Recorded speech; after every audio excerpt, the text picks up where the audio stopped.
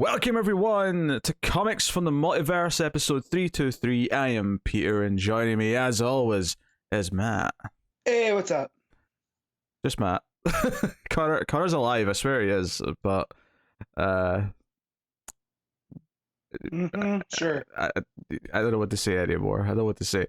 He'll be back when he can. But yes, welcome to the show, everyone. Episode 323. It's the DC Comics podcast. We get together, we talk about the books we read this week, which in this episode will include Batman vs. Robin issue 1, Dark Crisis World Without a Justice League Wonder Woman issue 1. Well, at least Matt read that anyway. Superman Son of Kal-El issue 15, Wonder Woman 791, Batgirls issue 10, and Jurassic League issue 5. I'm so used to seeing Justice that my eyes just fixed it. Yeah, that's okay. You know, I just fixed it. But it's also Solicits week, which neither of us realised before we came out to record. We just sort of noticed there, oh shit, Solicits came out. So that'll be kind of your main event of the episode, probably, is going through December Solicits. So yeah, plenty to talk about this week. So welcome to the show. I guess we'll get into it. For first things first, there's always time for a ComiXology top 10. I tried not to even think about it, and it didn't work. Matt's favorite part of the show. As the new tradition, ComiXology are splitting up based on days of release. So we'll focus primarily on Tuesday's list because that's the DC list, but we'll have a quick look at Wednesday as well. So yes, what do you think number one is, Matt? For DC only, I'm gonna say Batman versus Robin. You would be right. Batman versus Robin issue 1 is number 1. It's a new Batman book. Maybe Mark Waid's got a bit of a fan base as well, perhaps helping it out. Yeah. So, and you got Asrar on art, which is never a bad thing. So, number 2 is Superman Son of Kal-El, which makes sense. Number 3 is Wonder Woman. Well, no, sorry, Dark Crisis Worlds Without a Justice League Wonder Woman issue 1. Yeah, that checks out. Yeah, I guess because it's tied into the event. But it is kind of a weird week because after that you've got the Flash Fastest Man Alive issue 1, which is the kind of the movie related sort of book. It's kind of maybe in a way you expect that to do okay, but it is kind of weird that it did better than the regular Wonder Woman book, which came out at number 5. Maybe. Oh, I know it's not great right now, and neither of us are that into it, but yeah, but I feel like we're not the only ones. I feel like that steam that was there at the beginning is dying down quick.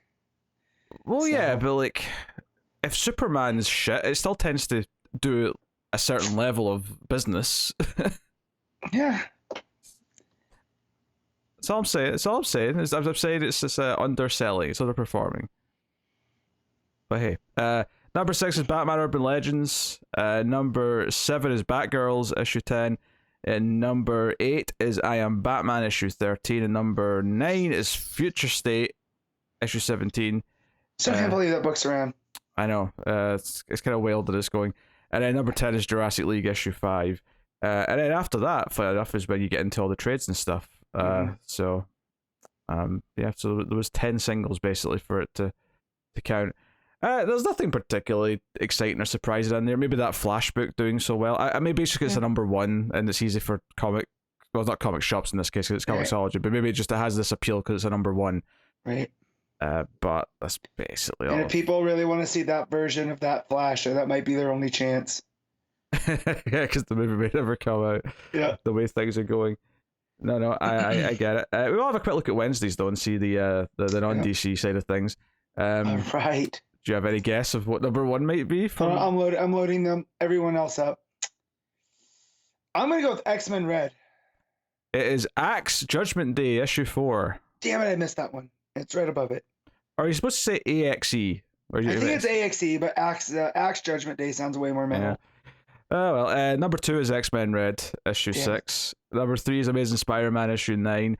Number 4 is Midnight Suns issue 1 of 5. I think what's funny about that is that the video game that's got that titled, which I assume this miniseries was greenlit to capitalize on the fact that a video game was coming out. Mm-hmm. That was meant to be launching early October, which is why this would have been a good time for this to start. It got pushed to next year. Luckily, it got pulled forward again to start of December, so this book will still be running when the game comes out, which is nice. I'm actually looking forward to the game quite a bit because it's a publisher or a game developer that I really like. So I'm looking forward to it as a video game. I do not give a shit about Midnight Suns as a property, but I do care about the gameplay that it has. So I thought this was going to be a cool like supernatural team. It's just Blade and Wolverine and a Ghost Rider. So I think there is supernatural elements, though. I'm sure. Yeah, but I thought it was going to be a more hard, fast, like supernatural. Like spooky stuff, and this might just be supernatural threats. Magic's there, so who knows? Yeah, so that's number 4. Number 5 is Daredevil issue 3, which I keep forgetting they renumbered that. I guess they renumbered it after the Elektra period ended. Yeah. So it's still Chip, still him. It's kind of wild he's writing both Batman and Daredevil ongoing at the same time right now. Has that ever happened before? At the same time? Yeah, at the same time. I would guess.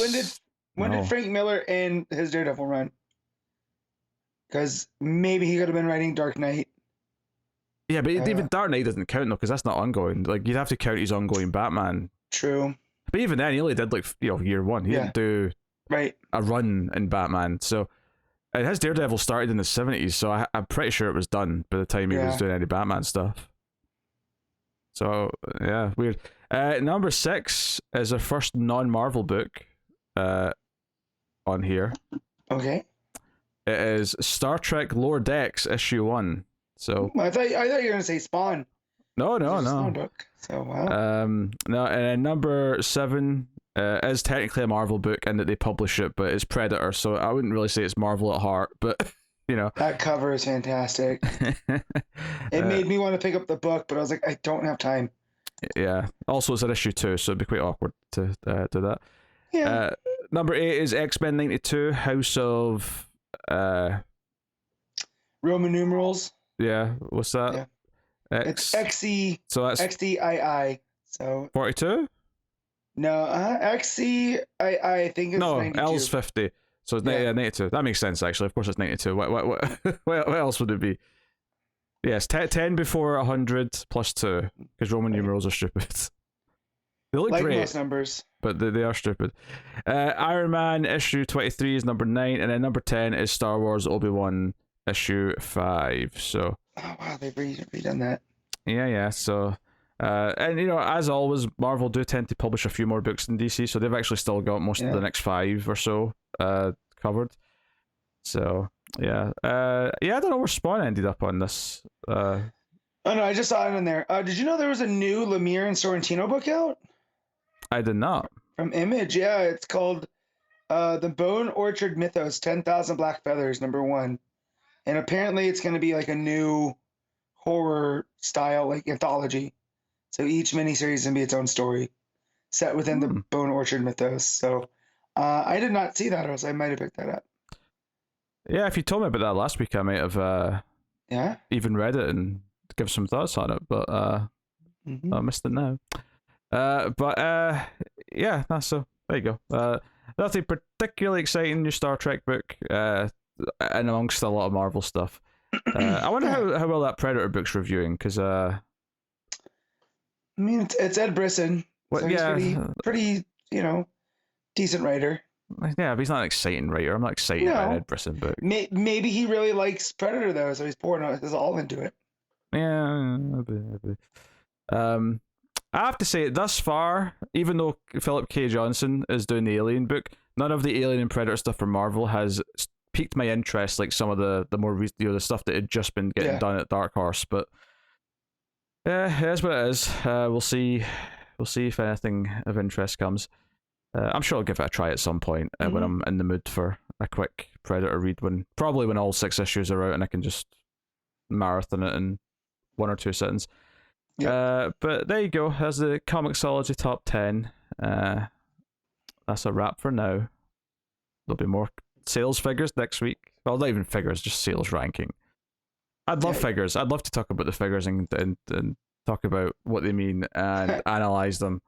That makes one of us. Makes all but one of us. The audience love it. The audience are so into it.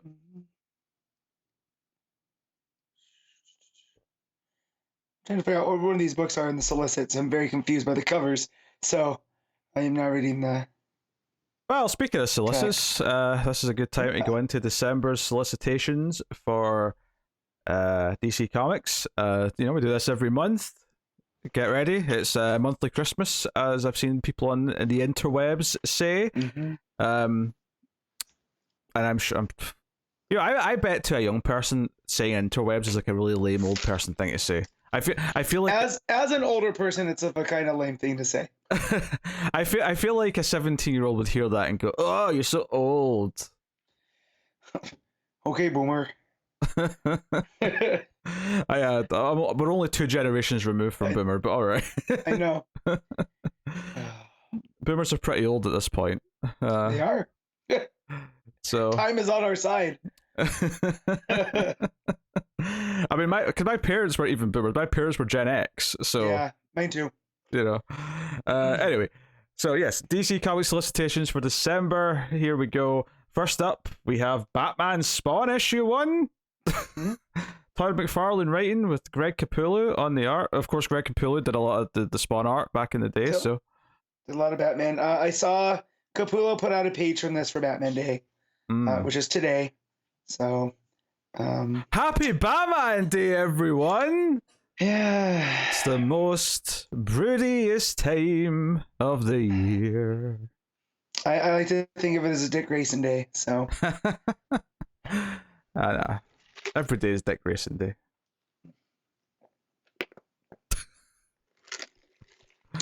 Anyways, Capullo McFarlane. Has McFarlane ever written Batman? I know he's done Spawn. So, I bet he has. Yeah. I bet he. You know what? It's been decades. I'm sure he's done a couple of Batman issues somewhere. So, I'm happy this is existing. This is not for me. I'm also fairly certain this is not the first time there's been a Batman and Spawn crossover. I'm sure it's already happened. No, but I think that was more of an image thing. So it was more like Spawn and Batman crossing over, where this is probably a big deal because it's coming out through DC. Well, it's just a one shot though, so before anyone's getting excited about some sort of big series or anything like that, it's a 48-page one shot.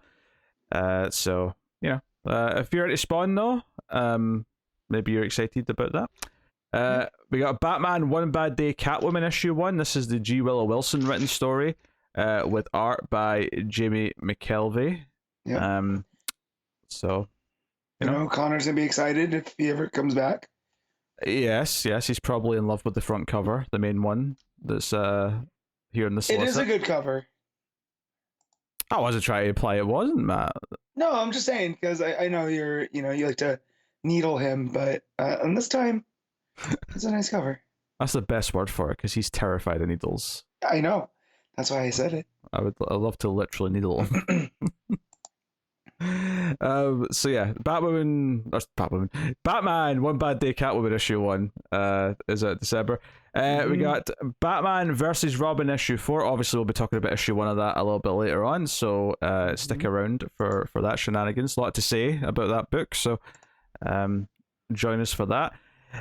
We got Catwoman issue 50 coming in December, so they're doing a special big double-sized book, which they tend to do for these 25s and 50s typically, and 100s obviously. So, as always with this current run, the cover is fantastic. It doesn't make me want to read it because I didn't like that first issue of the run, but the covers have been pretty nice and kind of simple and very poppy, and good stuff. Apparently there's a Sauvage cover in there. And why did you say apparently? Because it's also by Sozo Micah and Sauvage. So as I was saying, it's not a full Sauvage. Okay. Yeah. Okay, I'm pretty sure it's the one with Catwoman in the back of the police car handcuffed. And that's also why I said apparently, because it didn't immediately come to mind as Sauvage. You could tell by the mouth. The mouth looks like from Harley. It looks like the Harley style of mouth. I can see it. It's very pretty, obviously.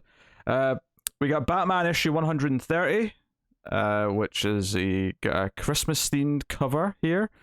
Obviously, it's more of Chip's run. It's actually the finale to the failsafe arc. What are you oofing at? There's a Marquez cover of him standing in front of the dinosaur in the Batcave. Oh, yes, very good. Yes, I see. It looks very nice. It is very pretty, yes. It's almost like a gritty version of like a Pixar image. Yeah, he almost looks like Mr. Incredible. Yeah, but more moody, obviously. But yeah. Very nice. Oh, there's a lot of good covers for this issue, actually. That black and white one where he's over the city's pretty neat looking as well. Also, the second one on that side, the Jimenez with what looks like failsafe is trailing him, reminds me of It Follows a lot. So yeah, a lot of nice covers. Good. Detective Comics 1067, Ram V still, of course, his run continuing. Mr. Freeze is involved here, so that's pretty neat. Yeah, so that's cool. We got Batman Gotham Knights Gilded City issue 3, issue 3 of 6. Now, we've not had the first issue of this yet, so no, not a lot to say on it yet. Yeah. But that's still coming out. We got the Riddler Year 1 issue 2. This is the Paul Dano written book, just in case you'd forgotten about this. So it's still... I did. Yeah, good. Well, interestingly, we'll see how this shapes up when it comes out. Obviously, this is like a very morbid curiosity thing to check this out and see what it's like.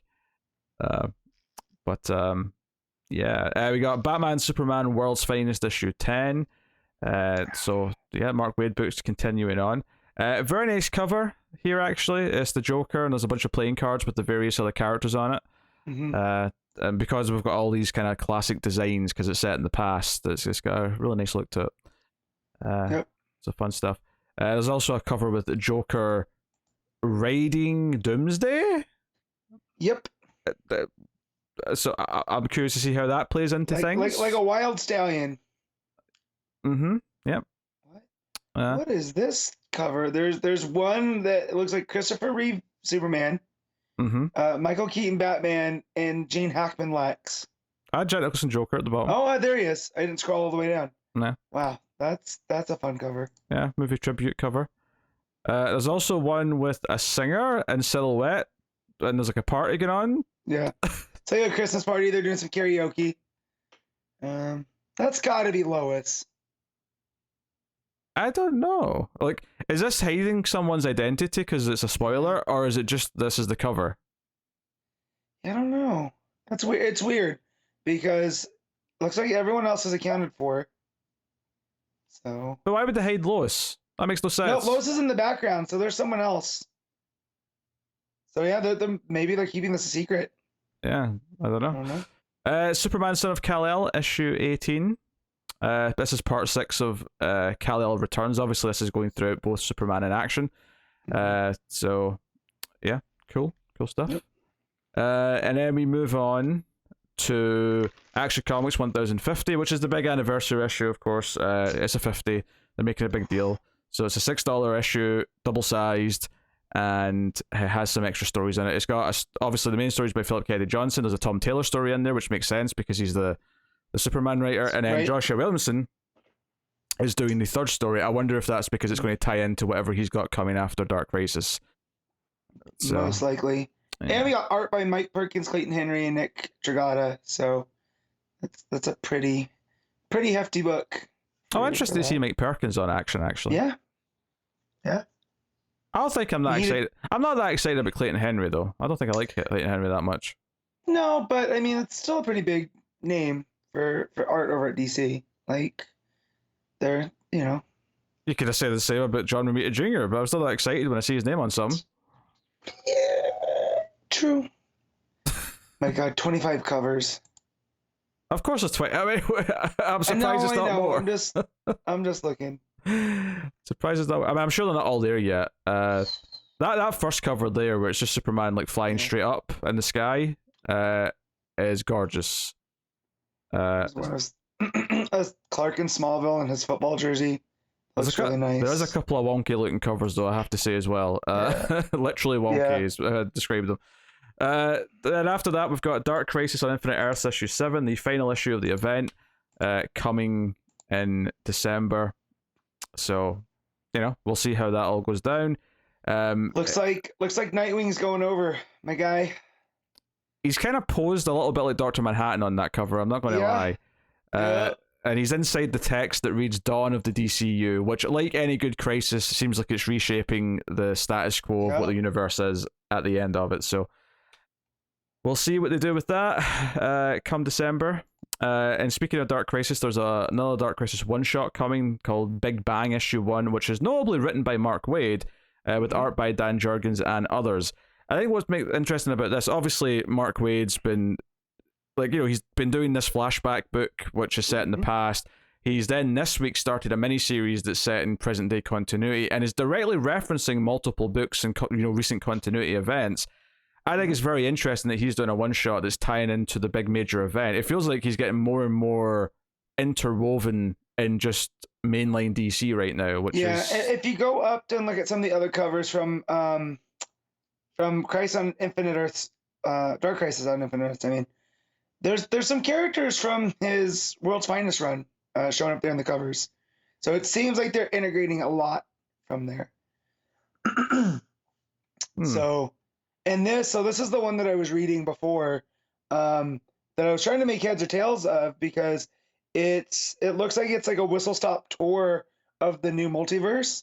Because they talk about after the monumental events of Dark Crisis on Infinite Earths 4, Pariah successfully resurrected the infinite multiverse, and all of reality is still reeling from the event. Join Dr. Multiverse on a haunting journey through these newly reformed realities, from the Jurassic League to DC Mech, from Dark Knights of Steel to Batman 89 and back again. So it seems like all of these ones that we've read that seemed to be standing alone are now they're tying in, and this looks like just kind of almost like a sampler. Yeah, so it's interesting if they're letting Waid be the one to kind of not establish a status quo, but just kind of give a sense of what a lot of the new multiverse is. I mean, I don't expect it to be that special an issue on its own. It's probably going to be kind of just complementary to stuff, but I'm curious to read it for sure, and for what comes next. Right. So we got the Flash 790, of course, still Jeremy Adams continuing on. So part of the 60-second war still. So yeah, of course. And then we got Just Society of America issue 2. Obviously, we were excited to hear about that last time. Let's go. Yeah, so this is a 12-issue book. Was this 12 issues last time? I'm pretty sure we thought it was an ongoing last time. Yeah. That's what I was gonna say. I don't remember seeing the of 12 on there. No, because I think we spoke a lot about that possibly being an ongoing. So, so on the one hand, you could say that's a shame, but on the other hand, I actually kind of appreciate that there's just a defined, planned ending for it, so that we don't have to spend the time, worrying or wondering. Especially since if Johns is going to stick around and do more comics, maybe he's got things to move on to after that or whatever. But yeah, so that's neat. Excited for JSA, and likewise Stargirl: The Lost Children issue 2, which is a 6-issue miniseries. That issue 2 that's coming out in December as well. We got Deceased: War of the Undead Gods issue 6, which is issue 6 of 8. That's not the final issue. There's 2 more, so just keep that in mind. Get into that in December. Boy, Darkseid in a Sinestro suit. That is interesting. I mean, there's also what I'm pretty sure is the Lament configuration. I'm sure it's just a mother box, but it looks very Lament configuration on that cover to me. We got What's the Lament configuration? It's the puzzle box from Hellraiser. Oh, okay. No, that makes sense. You filthy casual. Yeah, I still have not seen it. We were gonna watch it earlier in the week, and we went with Texas Chainsaw 2 instead. Wait, what a movie that was. I mean, that's got, Dennis Hopper with too many chainsaws battling Leatherface with his one big chainsaw. Yeah. When he pulled the little chainsaws off of his side holster, I lost my mind. It's very silly. Yeah, I'm not necessarily sure it's a good movie, but it's definitely worth watching. I don't feel like I wasted my time, but it's wild. Toby Hooper was not interested in just doing a typical sequel to his first film. He was like, no, I'm going to go nuts. I ain't doing normal shit. Yep.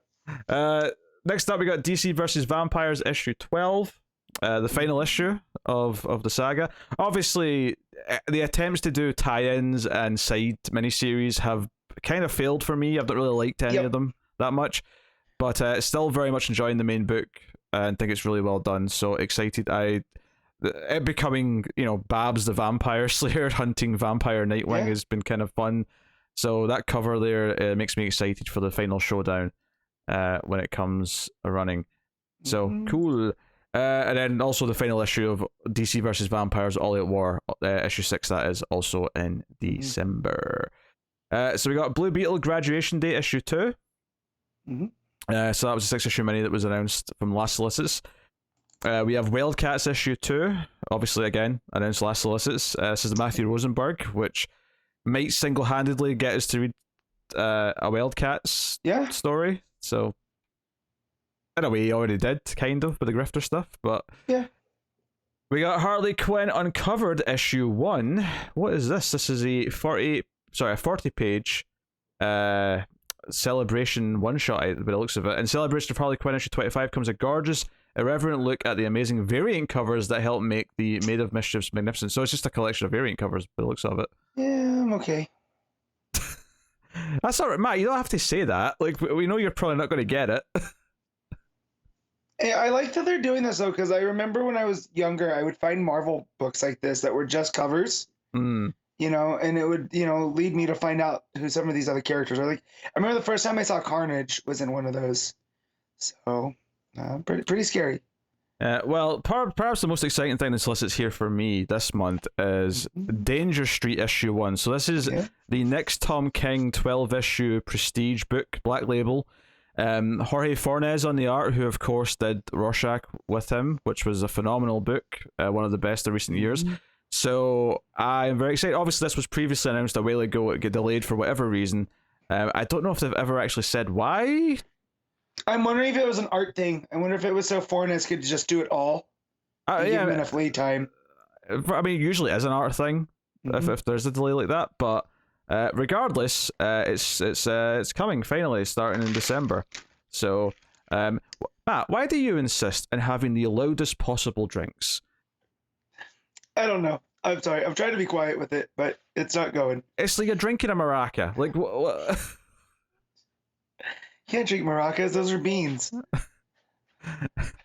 I know. I'm well aware. I'm just. I mean, you can. It's not going to taste good, and it's not going to be thirst quenching. I think my point was made clear. So, yes. We have. I'll just read the description of this again because it's been such a long time since it was announced. Join the Justice League is a goal for any superhero, but what happens when a quest for membership takes a sinister turn? Join Starman, Metamorpho, and Warlord as they look to prove themselves worthy by summoning and defeating Darkseid in battle. Soon they'll learn that calling upon a new god never ends well, and their world is headed for a crisis as a result. The journey to save the day will be a treacherous one filled with princesses, knights, and all kinds of monsters. Each person the heroes encounter plays a crucial role in this spawning yet gripping narrative that is a little bit silly, a whole lot of dark, and completely cool. Expect the unexpected with the supporting cast featuring Manhunter, Lady Copy, the Green Team, and the Creeper. Do you know what's so weird about this? Is that at this point, Tom King has made me care about so many characters through these books that I never either was like, I was mildly into or didn't care at all about. That I'm like, okay, so by the end of this, I'm going to be a fan of Warlord. Right now, I could ask me anything I know about Warlord. I'm going to tell you right now, it's basically zero. It's that he looks like Oliver Queen. That's all I know, and he's in that Scataris, which is like this weird pulpy center of the earth dimension. So that's it. Yeah. I mean, we knew who Mr. Miracle was, right? Like, of course, yeah. And like, I like Adam Strange as a concept, but I like when he's taking these B and C list level I would argue we're beyond. This is like D and E list. This is a team Well, that's what I of was D saying. and E list characters that he's about to catapult. This is his ultimate test, right? Like, I mean, we like Metamorpho already, but like Starman, this has to be the alien Starman, right? The blue one, if I remember right. I don't think it says here, but No, but I doubt it's one of the knights, because they're pretty protective of who works on those characters. So, yeah, and Fornes, I'm here for. I was just looking through the covers. It looks like the blue Starman. Okay. Yeah, Cool. Yeah, and Fornes, I mean, Rorschach was fantastic. Like, I'm here for this. Oh yeah, and he's at this, and his next two projects I'm super super into. It's this one and the Gotham Year One book. Yeah. So yeah. No. Obviously, I'm on board. It just instantly became my most anticipated comic for December. Surprising, probably no one, but that's Danger Street. Next up, we got the Sandman Universe, Dead Boy Detectives issue 1. This is a 6-issue miniseries. It's written by Pornsack.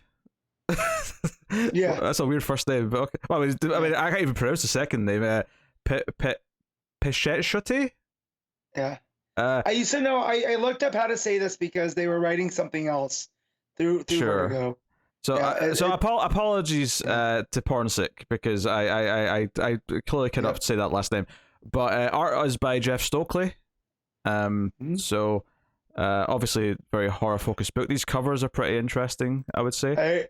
It's doing that thing where it's like, let me see the covers again, and I just reloaded, and it's not. Once we got past what was the last one? It stopped. When we got to the Harley Quinn book, it said no. Well, I mean, yeah. I'm sorry. I'm gonna take your word for it. I'm sure it looks, pleasantly horrific. Okay. So there you go. That's neat enough. So next up we have kind of DC love these 100-page special things. They've got a kind of a unique one coming in December. So this is coming right at the end of December. It's Tales from Earth 6, a celebration of Stan Lee, issue 1. So what this is they're celebrating what would be Stan Lee's 100th birthday, with basically stories that are just spinning out of or based on the little bit of work that he did at DC, which was basically just imagine. Yeah, just imagine. It was the idea of like him doing like other Earths of like, okay, this is what the Stan Lee version of the DC universe would be like. So this is going to be an anthology book with stories by Michael Olson, Mark Waid, Jerry Ordway, Kenny Porter, Stephanie Williams, Michael W. Conrad, Becky Cloonan, Colin Kelly, Jackson Lansing, Steve Orlando, Zach Thompson, and Megan Fitzmartin. So a lot of stories in here. This is kind of like, I appreciate this exists. I think it's such a see, unless you've read Just Imagine, I imagine this is probably going to be a really awkward read of a lot of weird versions of characters that you've never seen before. Yeah, I have. What did I get back in the day? I had Just Imagine him creating Nightwing, which was weird, and I had the Superman one, where Superman's a space cop, and it's so weird. But yeah, this is cool. This exists. Like, it just shows the power of Stan. So that he's getting a special over at DC. I have to assume if Marvel had nothing planned, they're seeing this and rushing something to to press. Like, oh shit, we can't let them celebrate Stan Lee and me not do it. Yeah. So I didn't even know there's a Stan Lee Shazam.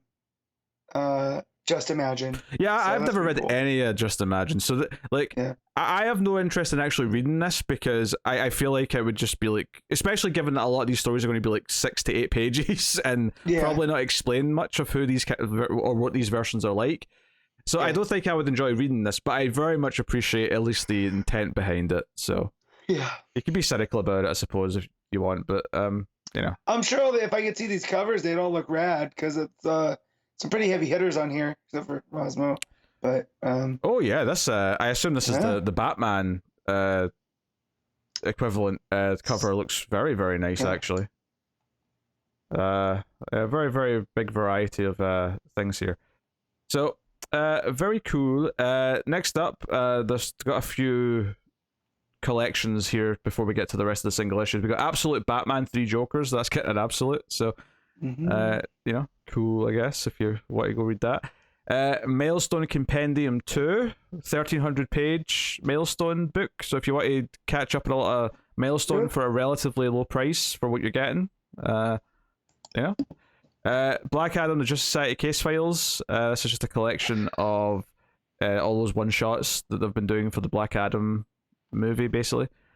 You got Batman Beyond Neo Years collection. We have Batman Urban Legends Volume 4. So that's cool. Obviously featuring a bunch of the different stories. Mm-hmm. And then we got Aquaman Andromeda, that collection, the hardcover, which is cool. Really looking forward to the last issue of that. Is there? Yeah, there's 3 issues of that. Yeah, it's still one more. We're not got the last one yet. Yeah. Sweet. So that to look forward to, which is cool. Aquaman 80 Years of Celebrating the King of the Seven Seas Deluxe Edition. Mm-hmm. They're not doing a one shot from though, are they? I don't remember there a one shot being announced. No, I don't. That's weird that they've done that. Yeah. Interesting. Because obviously Superman had this as well. When Action 1000 came out, they did like a hardcover like this as well for him. But I don't think there's a corresponding one shot for Aquaman, which is a shame. Monkey Prince Volume 1, Enter the Monkey. Pretty cute. So that's all the trades and collections they wanted to highlight here. Back out of the single issues, you got Harley Quinn issue 25. So that's again a little bit oversized, a little bit more expensive because it's special. Mm-hmm. And then we got Harley Quinn the animated series Legion of Bats issue 3. So issue 3 of 6 in that miniseries. Batgirls issue 13. That's a weird front cover. Oh, that's a very nice cover. So there's a Dan Mora variant, which is Batgirl in her old sort of Silver Age costume with Dick Grayson in his Robin costume. There's the one. That's the one I was telling you about before. Very, very pretty. I dig it. Very nice. I do miss classic Babs Batgirl costume with the yellow. Yeah, it is. Gloves. I love the gray suit animated series version a lot. Like that one looked cool. Yeah.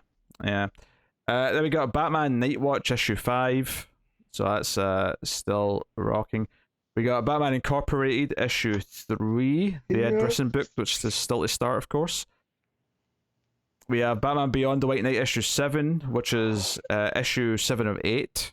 May I add, there's 8 issues total of that. Dang, it's doing its Batman Beyond thing here with Blight. That's cool. We got Batman Fortress issue 8. No comment, I guess. None? No, that's fine. No.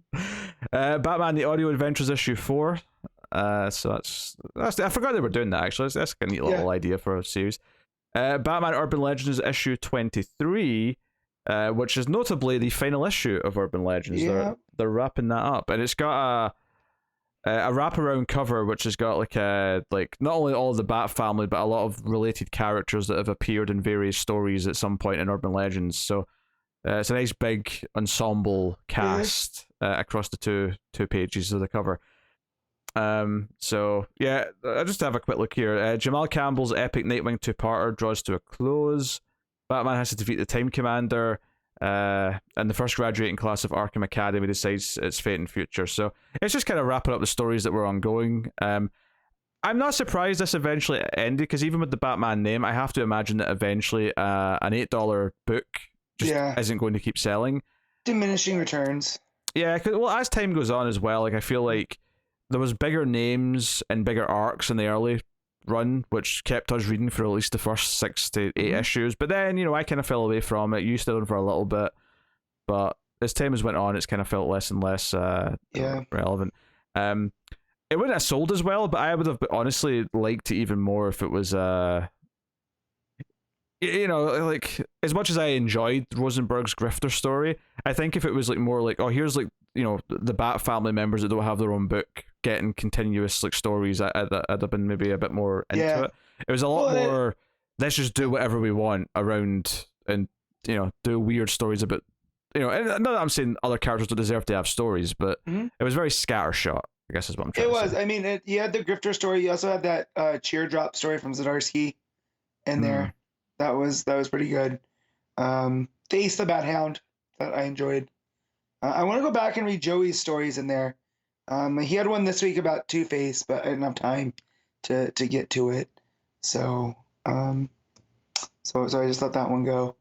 But yeah, no, I do like the idea of this. I wish they would kind of do a DC thing like this, where people could, just tell small stories in a big, chunky book. They don't all have to be revolved around Gotham. Probably would be pick that up a little bit more, because then you get to see more characters. Like you're saying, like this is just the Bat family, that don't have books. I think we would have stuck with it longer. Yeah. I'm not surprised it eventually ended. I'm surprised it's ending before the Future State Gotham book, but that's what it is. Dark Knights of Steel issue 9 is coming out in December, so very neat. DC Horror presents Sergeant Rock versus the Army of the Dead. This is the Bruce Campbell written book. So much like the Riddler book, this is like the fascinating kind of like, I just want to see how Bruce Campbell is at writing a comic book. The fact that it's basically just doing Army of Darkness but with Sergeant Rock is an interesting proposition. Does he give him the chainsaw hand? That'd be too close, surely. Surely that's too close. He wouldn't do that. Yeah. Bruce Campbell's a man of integrity. True. Here's the thing.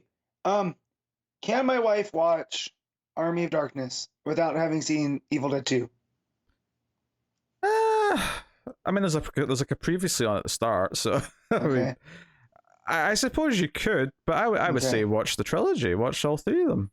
Yeah, I know. We have easy access to Army of Darkness, but not Evil Dead 2 right now, which is why I ask.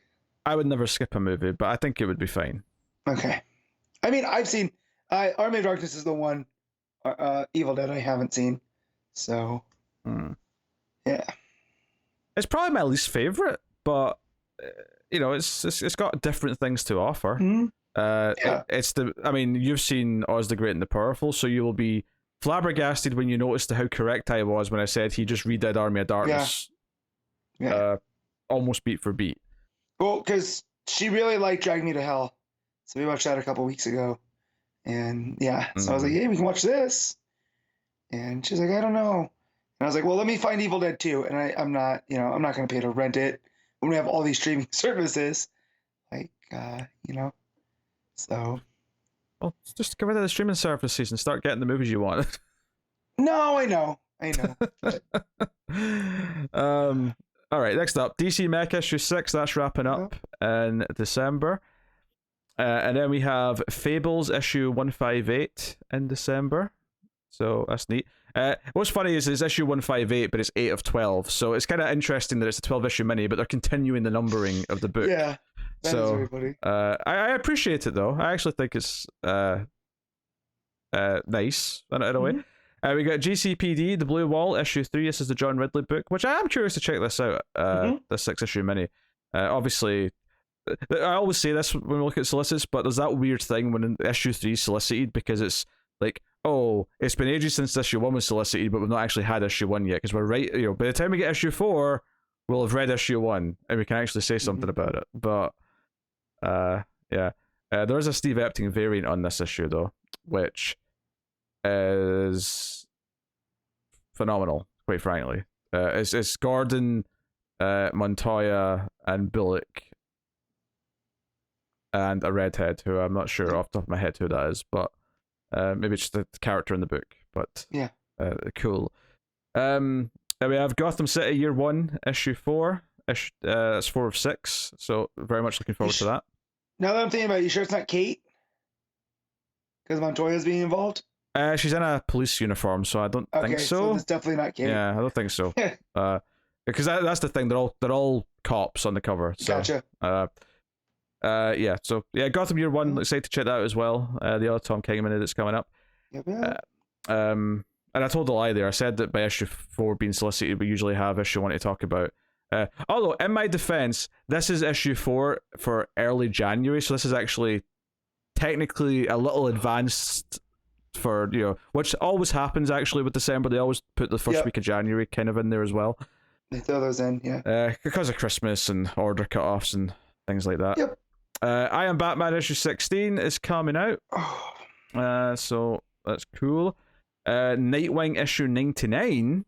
Ooh, getting close. I know, right?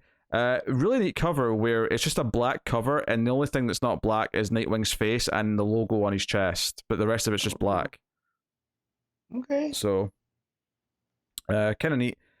So obviously, I'd expect that in January we'll be getting a $6 issue 100 or something with extra pages, extra goodies. Yeah.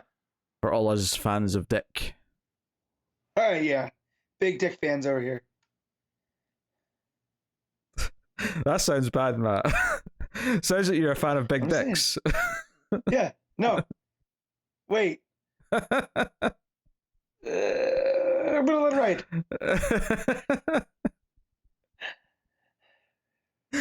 Hasn't DC put out a Big Dick Energy shirt yet with just Nightwing on there? I know that would be like printing money. Why wouldn't they do that? I'd have 4. Are you kidding me? It's baffling to me. But yeah, so that's pretty cool. Yeah, so obviously it's one of my favorite runs right now at DC. Yeah. So excited to see the build up to issue 100. Punchline, the Gotham game, issue 3. This is the Tini Howard and Blake Howard Punchline miniseries. So very Beetlejuice-esque Joker cover for that one, I would say. Damn it. I would love to see that. We got Scooby-Doo, Where Are You, issue 119. We got Sword of Asriel, issue 6. For all 6 of you Asriel fans, funnily enough. And one of them's not here. We got the Batman Scooby-Doo Mysteries, issue 3. We got the Flash 789. That's a pretty cool cover with the rogues on there. And what looks like the Flash and a block of ice, because maybe Captain Cold's won the day here. Human Target issue 10 out in December. Yes. Super pumped for that, of course. How do these oh my god, Nord's gonna be there.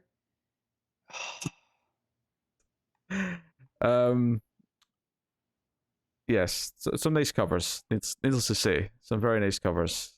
All of them, in fact, are very nice. So, very cool. We got the Joker, The Man Who Stopped Laughing, issue 4, Matthew Rosenberg, with DJ Domenico. Backup art by Frank Avila. So, did you say to me before that this was a change? This wasn't them last issue? No, I don't think so. They said the new writer of the new volume of Joker was Rosenberg, so I don't know why it's number 4. So the article that I had was the number 1, because I think this is a misprint, because it's to get to the bottom of the mystery. So wait, so do you think this is actually issue 1? This is a mistake? I think so. Okay. Let me pull that back up. Are you sure that the article you read just wasn't like outdated and like they were solicited with? I'll let you know right now, because he was retweeting it last night. Rosenberg was. Okay. And that's how I saw this article. If you're a fan of Behermo's Joker, he does a cover here, where he's got a marionette of Red Hood. Oh no! So the first issue is scheduled for October 4th. So this has gone under our radar. No, I remember talking about the book. It wasn't under a radar. I must have been gone from that episode, because this was news to me. But so this is why it's issue 4. But you were here for issue 2 and 3 solicits, presumably. Yeah, I don't remember that though. Like this was new to me. Sure. I mean, admittedly, if you'd asked me like who's writing Man Who Stopped Laughing, like a day ago, I probably wouldn't have remembered. But yeah, like I remember this. I remember talking about how they're renumbering and retitling the book with the new creative team coming on. I do remember that. So you must have just breezed by it last time, and I wasn't even paying attention. Yeah, I probably did. I probably just skirted on past it. That's issue 4. That's another early January book. I'm sure there's a couple other ones that I've missed. I forgot to point out were early January. Tim Drake Robin issue 4 out. Yep. In December. Titans United Blood Pact issue 4. This is the Kevin Scott book. I say that because I do not remember this existing, but that's okay. Wonder Woman 794, still the current creative team, no change there. And I guess I'm pointing that out because I'm kind of hoping for creative change, and that's why I keep saying that. But it is a funny cover though. It's like the Milk Extra carton, and it's got missing Wonder Woman's photo on it. Mm-hmm. Okay. So it's an amusing cover. I'll think about that. I'm gonna have to find that Jen Bartel cover, see what that's about. For Wonder Woman? Yeah. Oh, it is very nice, actually. Mm-hmm. I wasn't even going to look, but since you said that, I thought I'll go have a look. Young Justice Targets issue 6 is out, and then we have. Wait, what's this next section? These are solicited with the November titles, it says at the top. Ah, I see. So these are from last month's solicits, but because they're released in December, they've put them in the article, which actually is quite nice of them, to be honest. Which makes sense, yeah. Yeah, I won't go through them. We already went through them last month, but that is nice that they've included that in the set. There was an odd amount of like December books in November solicits, and maybe that's because they knew they were going to do a week of January and December's, but I don't know, weird. But regardless, that's basically your solicits then for the month. Yeah, I mean, Mark Waid one shot in there. New Prestige Tom King series at Black Label. Yep. And it's just, it's not as shocking as 2 new Jeff Johns books like last month's was, but it's still a pretty healthy batch of solicits. Mm-hmm. I was saying like 2 weeks ago, or maybe occasionally we will do a non-DC book on the show. So I was actually just looking ahead, see, is there anything coming up that might fall into a, like, oh, I'd want to talk about that on the show. The first thing that might fall into it is, in October, there's a Scott Snyder book at Dark Horse with Frank Avila on art. Mm-hmm. It's a horror book, and it sounded quite interesting. Yeah, I saw that too. So, you let me know, because that's something I would definitely shell out for. I didn't think I'd have a hard time talking you into it, to be honest. Snyder, Frank Avila, no. It's like I saw like Snyder doing a horror, but I was like, oh yeah, that's maybe worth looking at. And I was like, Frank Avila, all right, okay, now we're cooking with gas. But yeah, so yes. But yeah, there you go. That's the solicits for December. The only other bit of news that I'd like to tack on. That wasn't the solicitors movie news, because it's blown my mind out of nowhere. They just casually said this yesterday. Oh, there's going to be a sequel to Constantine, the Keanu Reeves movie starring Keanu Reeves. What? Good for Keanu. I don't mind Keanu getting a paycheck, but yeah. And I'll say it right now. I have never seen the 2005 Constantine movie. I thought it looked bad. I never wanted to watch it. And yeah.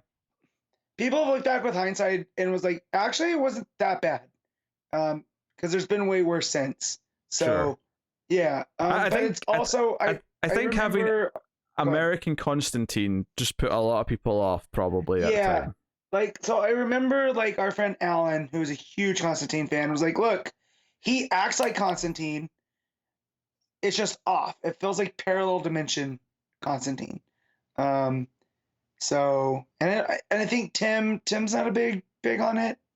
So. Yeah. I just think this is so weird, right? Especially given the last month we've had with Warner Discovery, where they're cancelling things, they're saying, only certain things meet the criteria for being good enough to want to reestablish the brand. And then they turn around and announce a sequel to a movie from 2005 that, even if you don't think is that bad, and some people clearly don't, I don't necessarily think it's got like a big zeitgeist like following that, people are clamoring for a follow-up to the Keanu Reeves Constantine movie. No, I don't know, but Keanu does. Like, Keanu moves the needle, so I'm sure that's a lot into it. It's just I saw it and went, wait, what? Is it April Fool's? What's happening? What if it is a John Wick Constantine crossover? I don't think Constantine's supposed to be that capable with his hands. We'll find out. With magic, sure, but not in hand-to-hand combat and gunplay. Yeah, no. So, again, good for Keanu. I'm glad he's being able to go back and revisit these things. Stuff like, Bill and Ted. And I just let him try an accent this time. No, don't let him try an Yes. accent. Yes, please. No, don't. That's a terrible idea. Didn't he have an accent? Was it in Bram Stoker's Dracula? It was Bram Stoker's Yeah. Dracula. Yeah. So, but yeah, pretty wild on that one. And there's really no other news around the movies, has there? No, it's been a quiet week, surprise. Other than just the only thing I saw them coming out with was the like. I think Aslov said that HBO Max is actually underpriced, which okay. I hate when they say stuff like that. Good luck with that. I mean, I get mine through my cable login, so a price hike I don't think would necessarily affect me. But they're taking content off of it. He's saying it's underpriced and they're removing content. So you're going to put the price up and take content off it? I don't understand. Yeah, that's the problem. So you know, yeah, not a lot of other DC news, but I mean, obviously, Solicits is the biggest news we have every month, so yeah, that more sure. than makes up for anything else. On the comic side, but yeah, shoot, I still can't believe an Aquaman movie's coming out. It's weird. Well, not for a while, it's not. No, I know, but it just there was a part in the Solicits talking about the the anniversary. The 80th being around for the movie, and it's like, no, I think that's what the movie was supposed to be about. Do you know what's so funny about this is I would say movies, out of like movies, comics, and video games, movies is the one that once they set a date, that's the medium that I expect to stick to its date and not be delayed, because they tend to, pandemics aside, which obviously moved a lot of things around. They tend to stick to their dates. Video games are terrible. Video games are notorious for being delayed. Comics aren't too bad, but occasionally you get delays because of art or whatever. I think it's really funny that these comic books were all being prepped for when these movies were meant to come out, and because the movies keep getting pushed back, we get these weird. Remember we got was it variant month for what was the movie? Was it Wonder Woman 84 maybe, or was it something else? That feels right. Yeah, but there was like all these variant covers, and it was like the movie's not out now for months, and you've got all these variant Wonder Woman-esque covers for no reason, basically. So, and it would have been okay if the movie landed, and it just didn't land. There was a lot more Batman Forever and Wishmaster in that movie than I was prepared for. Yeah. Far too much. For sure. Like when you tell me the villain's plan mirrors Jim Carrey's plan from Batman Forever very closely, I would not have believed you. But I also wasn't ready for a wishing rock in Wonder Woman. Not when you have Max Lord and Cheetah, right? Like, I can understand a Dr. Psycho story. Yeah, that's the thing. You've got these two very, very fascinating, great Wonder Woman characters that have very complex dynamics with her in the comic books, and you revolve the entire plot around a MacGuffin that I don't know. It's some poor choices. Weird. Poor choices being made. But Pete, we got the invisible jet, so they did it. Don't say that. No, that's bullshit. That is the worst of like modern fandom is, forget bad storytelling. They gave us the Easter egg thing we wanted.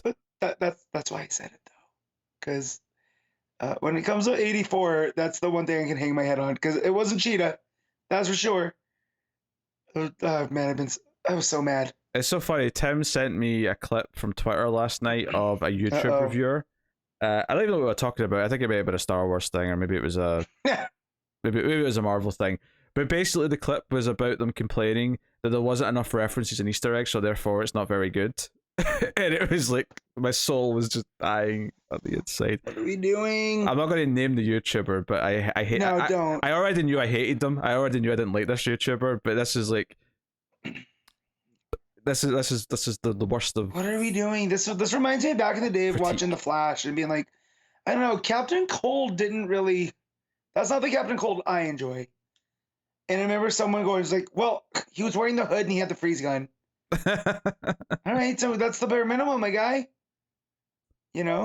So. Yes. The personality is not important to the character. It's just as long as they're wearing the outfit, that's enough. Bullshit. Yeah. And I was like, that might have been okay for 1994, but not in 2014. All right, like, come on. Mm-hmm. But But yeah. yeah, oh my god, I can't believe that person. There are not enough references. Yeah, I'm not bringing this up to right. I thought of it because No. of what you said. And, Tim Yeah, was no, I mean, horrified. Tim had never heard of the person before and was horrified that there was a real thing. I can't, like, I can understand you having a taste for that, but that doesn't make a thing be good or bad. That's just like bonus, right? That's like the Cracker Jack prize, that the Easter eggs. That's, I mean, they're literally called Easter eggs. Yeah, for a Like, reason. That they're right. I just, ay. But yeah, so there you go. So some of the more shallow end of art critique, I suppose. All right, let's get to the comics then for the week. Yeah. So we'll dive in. What did I close my tab? I did. We'll dive into Batman versus Superman, which is Mark Waid, and I don't have my list up. Who's the artist? Marguerite and Mahmud Asrar. Thank you very much. You're welcome. I don't know why I closed that tab. That was a foolish move. There we go. That's I'll put it back. All right, so yeah, so we knew that this is partly spun out of his other book, Mark Waid, his World's Finest, because the Demon Neza is going to be involved. But what's interesting is it also feels very much like a follow-up to the Robin series we just had, because it's following up in plot beats from that. Obviously, it's got a lot of Damien in it, so... Yeah.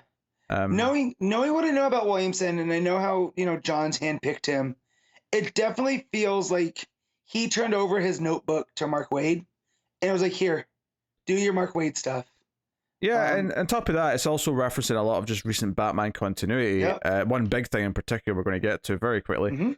So the opening of the book is basically just explaining Damien's backstory of, born of Talia, trained by Batman, torn between two worlds, guilty over Alfred's death.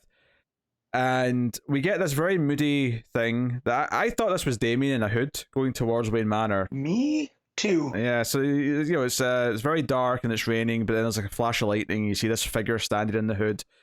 Bruce is inside the manor and he's basically just reminiscing. And obviously he's not living there right now. He's living in the city, so he's he's got this kind of like, oh, I'm visiting something that's not quite home anymore kind of vibe.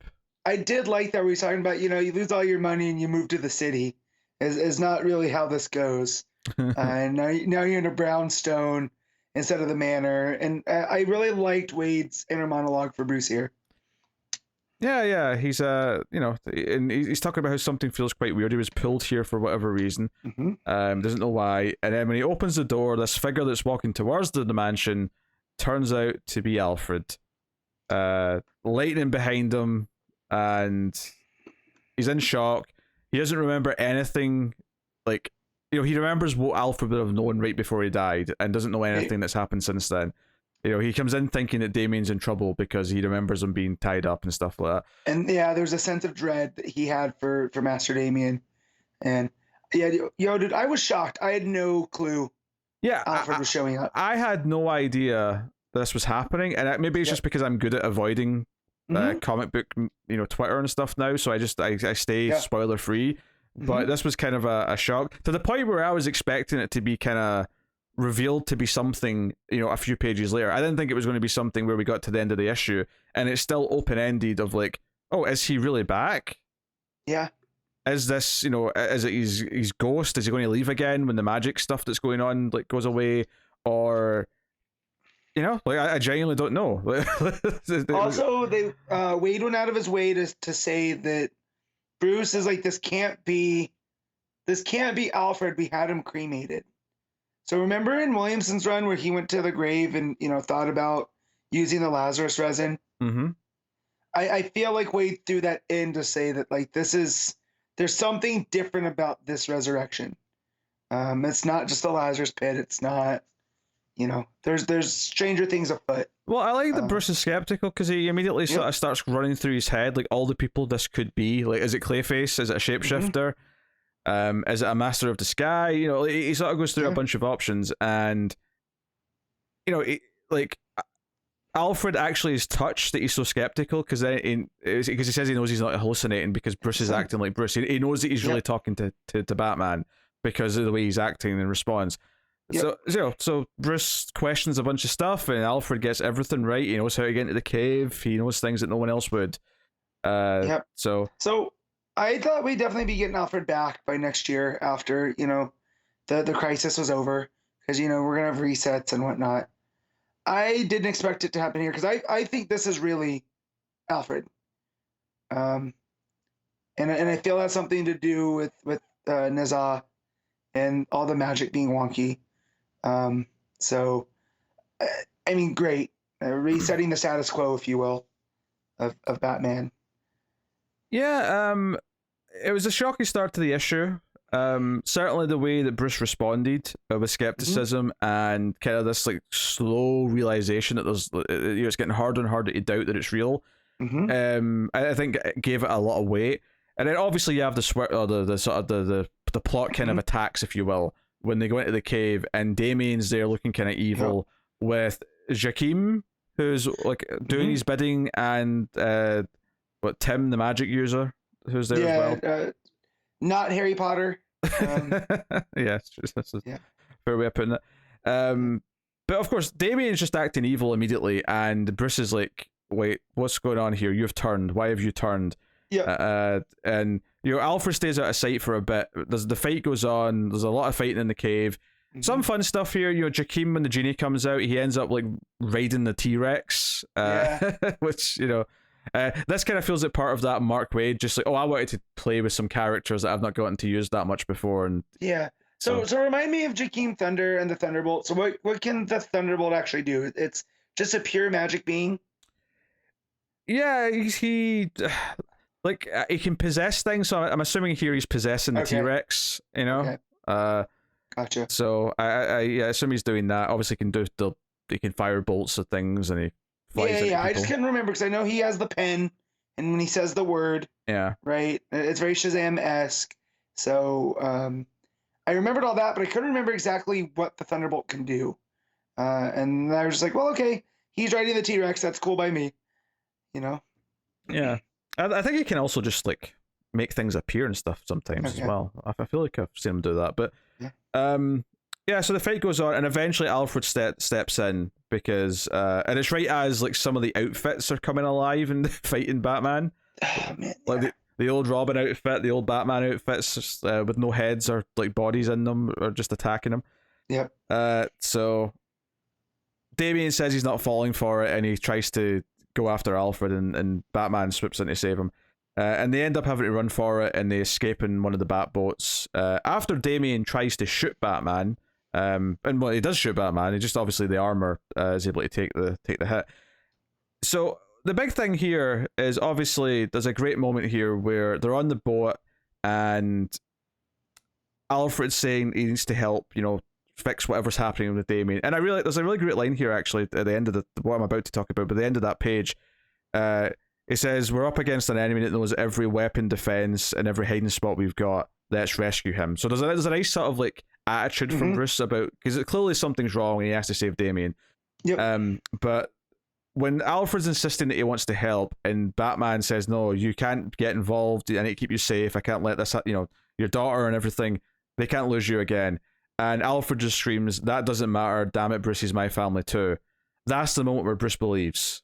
And hugs him. It's a beautiful page. That hit me hard too, because we saw the guilt that Damien had through the Williamson arc, right?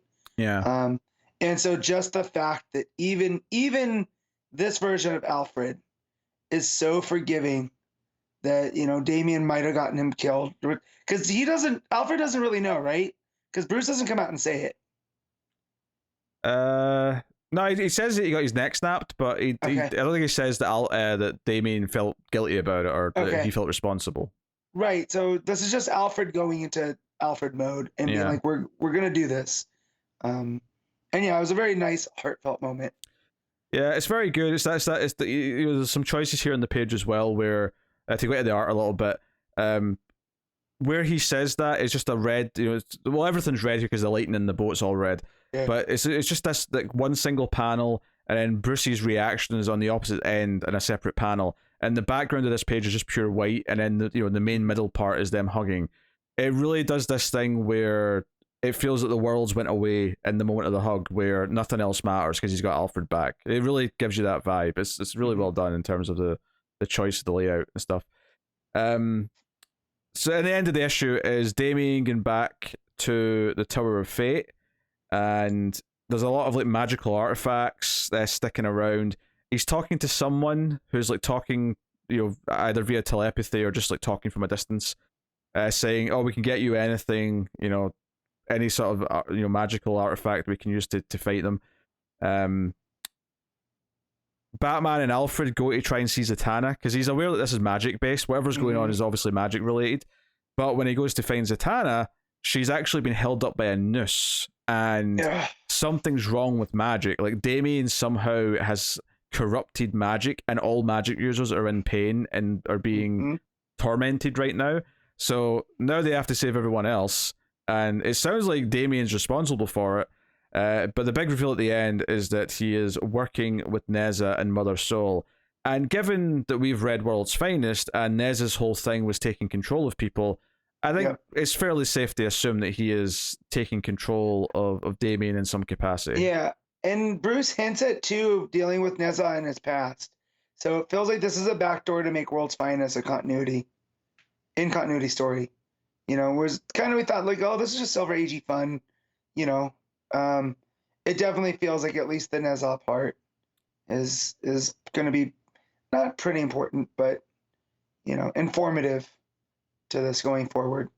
And just the image of him sitting on that throne at Lazarus Island next to Mother Soul, it's a good image. Yeah, with a bunch of JSA artifacts just all sitting around as if they've just taken whatever they wanted. Yep. No, I mean it's setting him up as a big villain, and the idea that they're using Damien is. Because, you read Batman versus Robin, you see Damien acting out of character, and he is out of character because, Damien, by the end of Robin, had made peace with Batman. He was starting to become more mellow, he was starting to become more mature, and then here he's like, the first time you see him in this, the way he's grinning, he's almost like grinning like the Joker when we first see him in this book. There's definitely something off, and I felt that at first too, and then I was like, wait, what are we doing? Are we going backwards? And it's like, oh no. Once Bruce mentioned that Damien's not acting like himself, is when it really came together there with that plot line. But him grinning like the Joker was a dead giveaway. But it's the fact that he showed up with Jakeem Thunder and not Harry Potter. Which was very random. It was a very random pair of characters for him to show up with. Yeah, and I'm just like, okay. But no, I do like that maybe through his hubris, he broke magic by allowing, Neza to come through.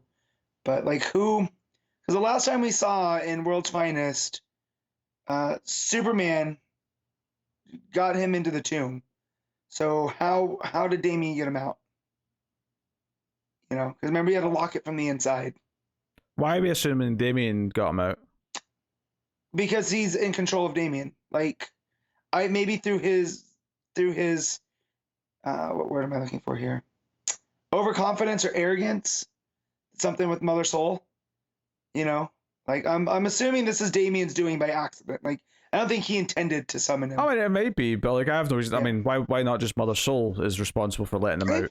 I mean, maybe we did see she tried to do stuff with Lord Deathman, so yeah, that was her plan. Like she was planning on doing stuff with Neza. So I've had that. I would assume that just she's the one that got Neza out, and then Damien. He's using. Damien's there on Lazarus Island, and like they rope him in and take control of him or whatever. So.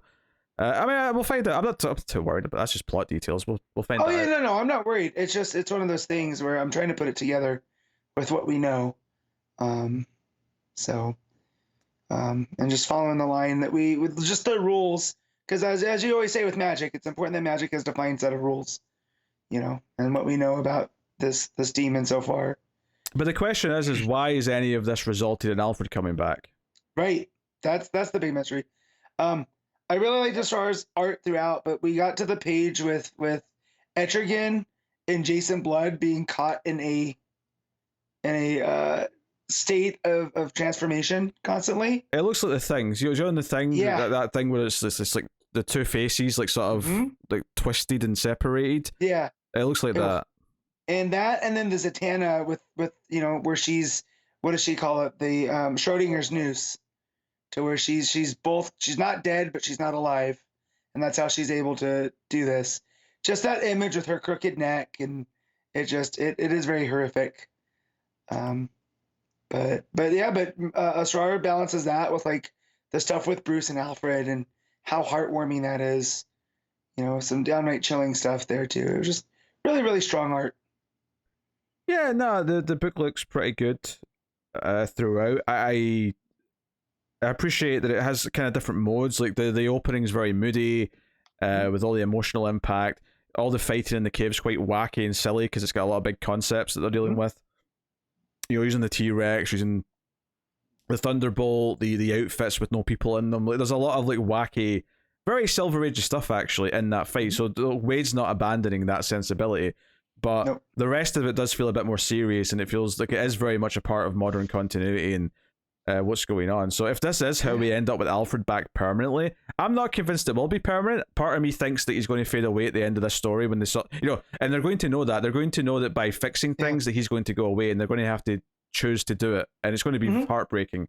That would be my guess right now of what's going to happen with Alfred, is that they're going to have to say goodbye, and because when they deal with Neza or whatever's going on, he's going to just fade away, and that's going to be very sad. But that's the hero's choice and all that, which almost makes me want him to never come back, because it'll almost ruin this a little bit if he just comes back permanently in like another year or something, you know? Yeah, no, I just, every time I know there's a crisis, there's that hard reset. Of course, yeah. For some things, so that's where I thought we'd be getting Alfred back, because it's been a couple of years at this point. You know, like they've had some restraint. Because I almost like ready to see Alfred in Robin. You know, just with the whole Lazarus stuff and like, you know, Williamson trying to do what he. When was it? Was it 2020? That Alfred died? Yeah. Oh no, we're going back to the Bane stuff in Batman. So when did King stop writing? It was like 2019? I don't remember, honestly. Yeah. Let's look. But yeah, no, 2020 is too recent. Okay, yeah, maybe it's longer than that. I don't know. The timing that we on this show for the past 7 years all sort of blends. No, 6 years all sort of blends together. Yeah, no, it does for sure. Yeah, my sense of time is all kind of warped. No, there's no. Okay, no, I get that. I read that issue of. So I can't find it right off the top. This is great radio, this. Yes, this is fantastic. So, I need the issue number. Maybe if I just click on the. Of course not. No, but that was so. If we everything started in 2016, right? So the Bane stuff was about 2 years in, and Batman was shipping bi-weekly, right? Or is it still monthly? No, it was twice a month. It was, right. So yeah, so I would guess it was probably 2018 by the time Alfred was dead. So, that sounds possible. 26 issues a month, because it was something like in the 70s or something like that. So okay, yeah, it may have been 2018. Yeah, I guess it has lasted a bit longer than I've given it credit for. But yeah, you know, I think this book is kind of an interesting concoction in that it actually feels super important for, like, you know, modern Batman continuity in a way that I wasn't expecting. And maybe by the end of the mini, like, everything will be put back in the box and it won't actually affect anything. But right now, it feels like it could affect things quite a bit. At the very least, even if Alfred goes away again, it feels like we're dealing with some of the fallout of Damian's story from his Robin series, and that when he does get, you know, fixed or put back to normal, he's probably going to have some, you know, beats to play out as a result of, like, being taken control of like this. At the very least, I expect we'll get a genuine Damian and Alfred, like, reunion scene but before the end. So I was off by a year. It was 2019. Okay. So you were I guess I'll say you were closer, because it was August 21st, 2019. So, you know, it's been 3 years since. So, which is forever in comics. Yeah, it's not terrible, I suppose. Yeah. But yeah, so this this book is surprising to me for what it is. It's surprising to me that it is it feels like this could just be an arc in Batman. Obviously, it's very different from Zarski. All I mean is this could literally just be the main Batman book right now. If it, it could be, and instead it's a mini because Batman sells well enough that we can have like 4 or 5 Batman books at one time. And usually I would complain about that, but I like that it feels more important. It feels like this Batman versus Robin story is getting a spotlight because it's not in Tech or Batman. Yeah. Yeah. So once again, Matt, despite complaining, is going to be reading multiple Batman books every month. But you know what? If you put Waid, Zdarsky, Ramsey, they're forcing my hand. Like I can't not. Like those are all creators that I really enjoy. So. So there you go. Embarrassment of riches. I know it's wild stuff. So what are you giving Batman versus Robin issue 1? I'm giving this an 8.5. Yeah, I'll agree with that. 8.5. Ours very good without being great, I would say. I really like the hug moment and stuff, and I think the different colors, the red in the boat versus the blues in the cave, and the nighttime stuff versus like towards the end when it's like it was a lot of purples and stuff with the like when they go to see Zatanna. There's a lot of good color schemes for the different scenes, and so but no, it's good. It's good stuff. So there we go. Dark Crisis World Without a Justice League, Wonder Woman issue 1, Tini Howard and Brandon Peterson. I opted not to read this. Simply, to be perfectly honest, I didn't want to.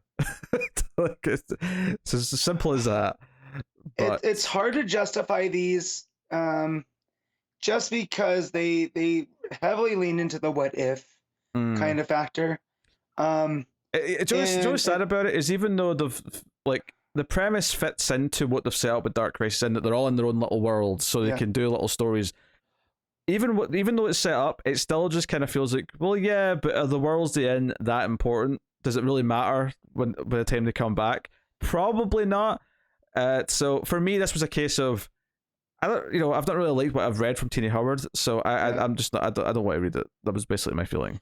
Yeah, so this one I wanted to read the Martian Manhunter, Dan Water story. But in order to get to that, I read the Wonder Woman story, and like it's not terrible, but it's like you said, for exploring the characters, it's good. So I did enjoy the Superman one for what it was, where it was Superman coming to terms with missing out on those years of John, and him wanting to be protective. The second one was the Green Lantern one, right? And that was him dealing with his mom and his niece, right? And that type of stuff. So this is Wonder Woman coming to terms with her place in the world, where she's the only superhero because there's no Justice League, so she's in the full armor. It's kind of the eagle stuff. And Etta Candy's become the president. And she's being sworn in, on a book from Themyscira. So Diana comes to congratulate her friend, and it looks like this is her second term. And she's, Diana's there to pick up the book and take it back to Themyscira. And she brings it back, and she has Etta with her, and the Hippolyta inducts Etta into being an honorary Amazon because the battle she fought wasn't with swords and shields, but with words and ideas, and that's how she was able to become president. And it's a real nice moment, and the rest of the Amazons are celebrating, and there's one called Minerva, and she's wearing cheetah print, and she's another one that's been inducted into the Amazons for time served for things that she's uncovered as an archaeologist. And that she's just there to celebrate, and Diana's running with Jumpa, so we're getting a lot of this Wonder Woman type stuff. And Jumpa the kangaroo for anyone who's not familiar. Gotcha. Yeah, sorry, should have been more clear. I feel like it doesn't come up that often, so just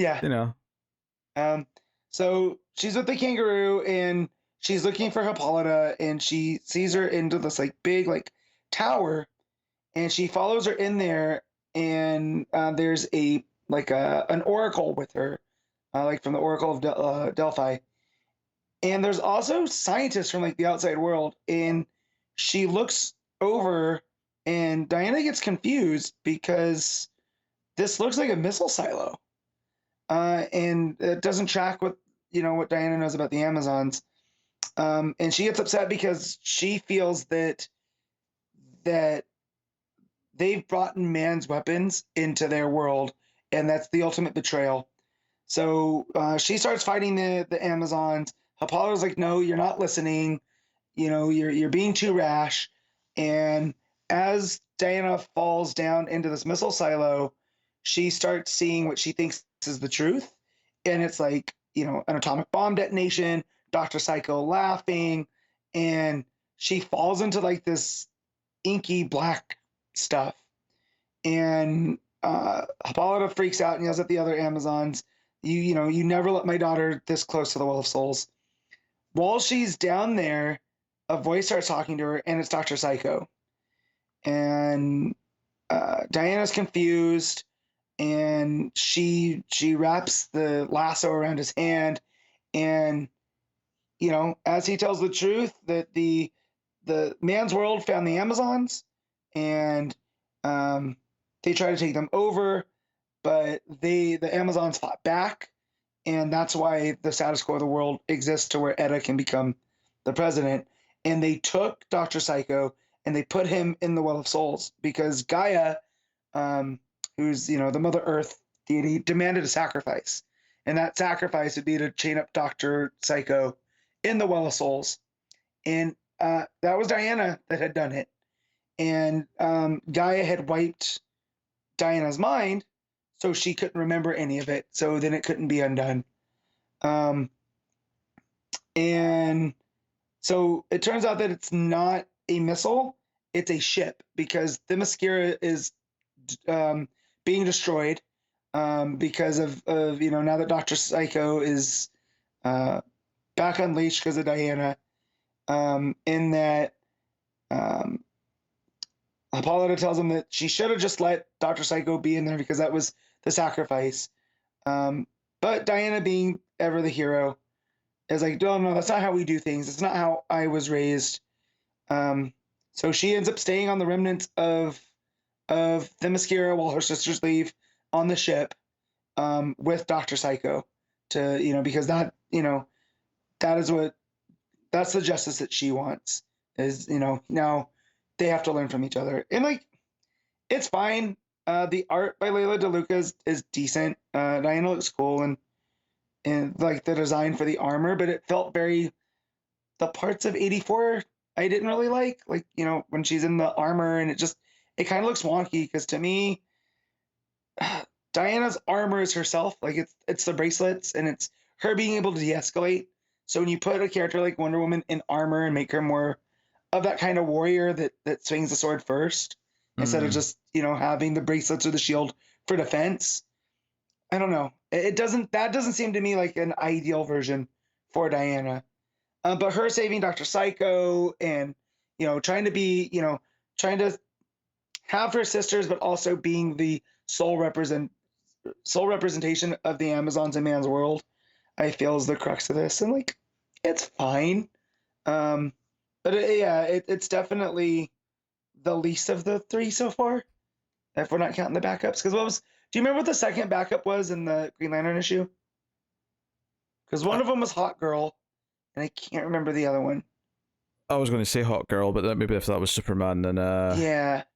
Who else would it have been? Because we have Aquaman. It was Aquaman. Oh, Aquaman was in Superman, so Hot Girl was in there, and that one. So far, this is kind of the least out of those. But yeah, the backup, and I'm gonna try to do this as well as I can, because I read this before bed, and because of this, the vibe that Dan Waters is going for with this Martian Manhunter story, I don't think I quite got all of it. But it's it's called What Does Paradise Look Like on Earth? And everything is in black, white, gray, and red. So the art in this, which is by Brandon Peterson, is the strong point. Like it's very stark, and there's so far we haven't had a story like this or art like this in one of these books. But the police call Martian Manhunter in to look at this crime scene where a guy's head, a guy's head has been removed from his body, so he's been decapitated, and he's in a pool of blood. And then someone wrote that phrase, "What does paradise look like on Earth?" on the wall, in it. And so they bring in John because he's, the Martian Manhunter, and that,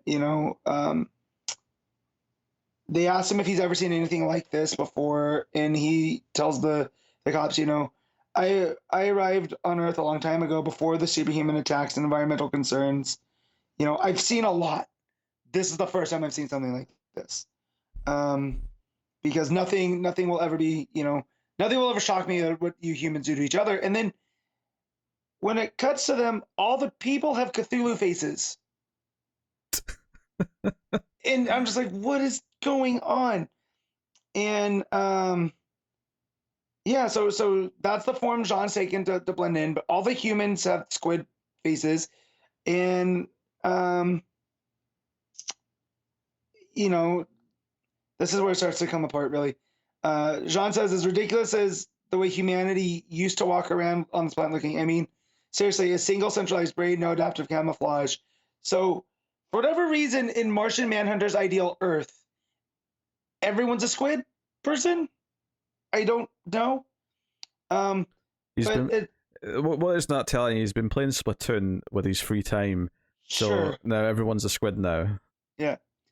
So it's, a murder mystery here where they're trying to figure out why this has happened, and him ruminating on humanity. And he even talks about how no one had like telepathy and everything is, everything was different. And it's been the pain and the suffering that, that drive this world.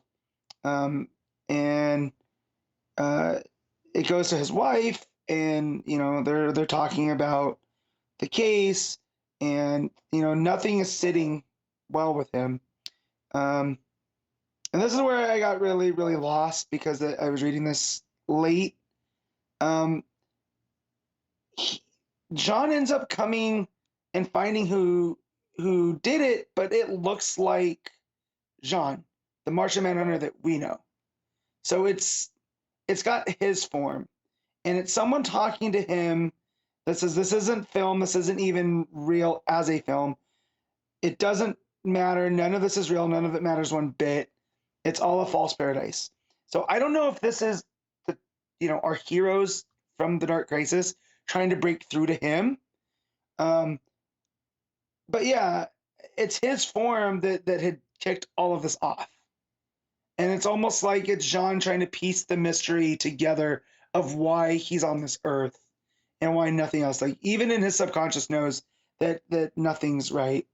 And it ends with him killing the Justice League version of himself, for him to wonder what exactly is paradise, and if this is paradise, welcome to it. I guess what I got out of this the most was Jean's ultimate place is somewhere where everyone's like him, but he's still, an alien, right? Because he's not exactly like them. They've become closer to him. But yeah, it was a very weird, moody kind of story that I probably should have revisited before talking about on the show. But I was also kind of counting on someone else to have read it. So rather that have been you or Connor. Oh, it's my fault now. No, it's not your fault, because sometimes a story like this is better when you have stuff to bounce off of people. Okay. Right? But yeah, it definitely is one of the stronger of the stories, just in the way that it looks, in the way that it feels. And the fact that the ultimate perpetrator is who we recognize as John Jones. But yeah, so the art alone in this one puts it over the Wonder Woman story for me. So just as a whole, I would give this whole one like a 7. Because it's not bad, but it's definitely, definitely just more of what we've come to expect from these Dark Crisis specials. Yeah, which is exactly why I didn't want to read it. And that's fine.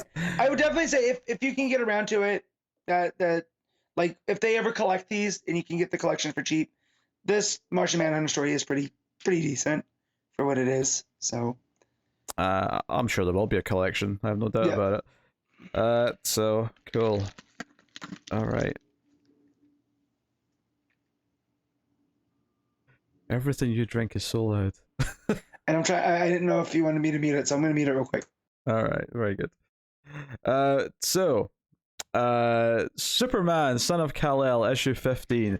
Tom Taylor writing, Cian Tormey on the art. This is the finale to the current arc. Obviously, we're going to Kal-El returns next issue with Action Comics as well. So this is, we had the cliffhanger with Jay's mother being controlled by Bendix being the big kind of lead in get into this. And what's funny is we didn't like the reveal that his mother was the president, and that that was our least favorite part of this story up until this point. I will say it did an okay job with so there's a moment here where Jay's like, hey, you did this to me. You can't touch me because I'll just phase and you'll go through me. You can't punch me. And he's like, well, become corporeal right now so I can hit you, or I'm going to make your mother's head blow up. Is basically what he says. And that's like, okay. So he has to go physical so he can get hit. Yep. So he starts beating him up. And Jay's getting the crap kicked out of him, and he has to let himself get the crap kicked out of him to save his mother's life. Yep. I thought that was an interesting little device, like as a plot thing, Yeah, it really showed the difference between Bendix and Luthor, right? Luthor isn't that petty, right? Like Luthor would just blow the lady's head off, and then be like, "This is your fault for showing up." Whereas Bendix definitely wants to get his hands dirty. Which I do appreciate Tom Taylor taking the time to. But was fun about that though is that he's also too much of a coward to actually get his actual hands dirty. He's doing it through puppetry, effectively. Right. So he's trying to do that, and I thought it also made for a good moment for Jay because it shows where his line is, right? That he still does want to save his mom, and in effort the rest of Shoot, I just drew a blank on there. I almost called it Genosha, and that's the wrong universe. No, definitely not that. No, Gamora is the word you're looking for. Gamora, there we go. I know it's G. Yeah, no, so he's on his own as well because basically, like, hey, because Bendix is focused on me, I can keep him busy.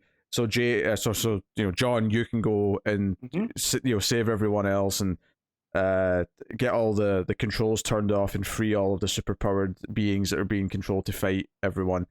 And there's some fun stuff here. There's a lot more stuff where it's like people who work for Bendix are happy to just kind of like go along and help him. Like, I love that too. We're done with this shit, No need for it.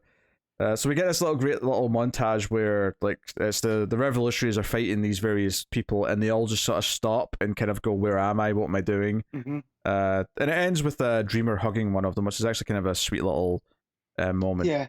Well, I also like that they're like, "Oh, Bendix is gonna be in his tower, but only he can get in.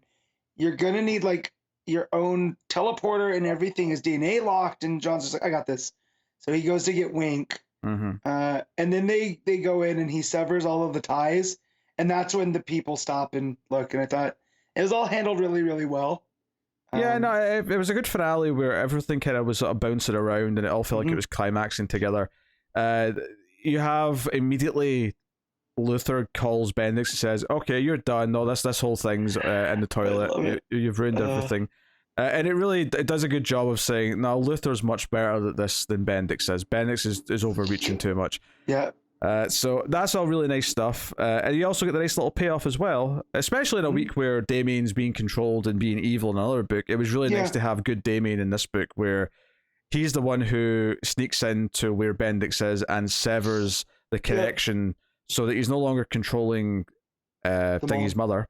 And we get this great panel of Damien in silhouette, who's like, "You've been messing with my friend," and he comes over and smacks him for messing with John. It's very sweet, honestly. Right, and that's the Batman meme, right? Of the smack to Robin. You're right, it is, yeah. Yeah, and that just. I'll be honest, I never even noticed that, but now you've pointed it out, it is that panel. Yes, it's that, but it was the red background that made me It's click. for anyone who doesn't know what we're talking about. It's Yeah. the "My Parents Are Dead" Batman slapping Robin panel. Right. It's kind of like homaging that. Homaging, homaging. Yes. However you say it. It's a fun word. So yeah, but no, it's nice seeing Damien stick up for John in this weird way where, John's not even around to see it. This is just something Damien's doing on his own because he's pissed about it. But yeah, so this all leads to another big climactic moment because in his panic, Bendix rushes and teleports to their space station and tries to laser beam Gamora and destroy it with his Death Star style technology. Yeah. Few things I love about this. I love the build up to it. I love Dreamer getting a vision of it and being like, John, you have to go deal with this. My favorite panel in the book, by far, is the panel of John in space actually taking the blast of this laser beam. I love how small he is in the frame and we just see space behind him. It just feels very epic and also very kind of like I think this book doesn't like how sometimes in Action Comics right now, like we talk about how Philip K. Johnson does this thing where he sort of treats Superman through the eyes of all the people who look up to him. Yeah. So you have this feeling of awe, this feeling of inspiration. I would say that typically this book doesn't have that, and it treats Superman, and John specifically in this case, I mean, of the people. He's more like a Peter Parker, where we're with him the whole time, and he feels like a relatable human being.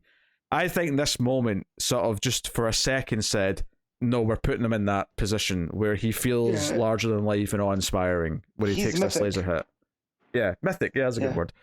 So I really love that moment. And then Lex Luthor kills Bendix by opening the airlock. Yep. And letting him go to his death, and then self-destructs the whole thing. I love that Luthor was waiting there in his, Luthor suit, because he knew Bendix was going to try to do something stupid. Yeah. Yeah.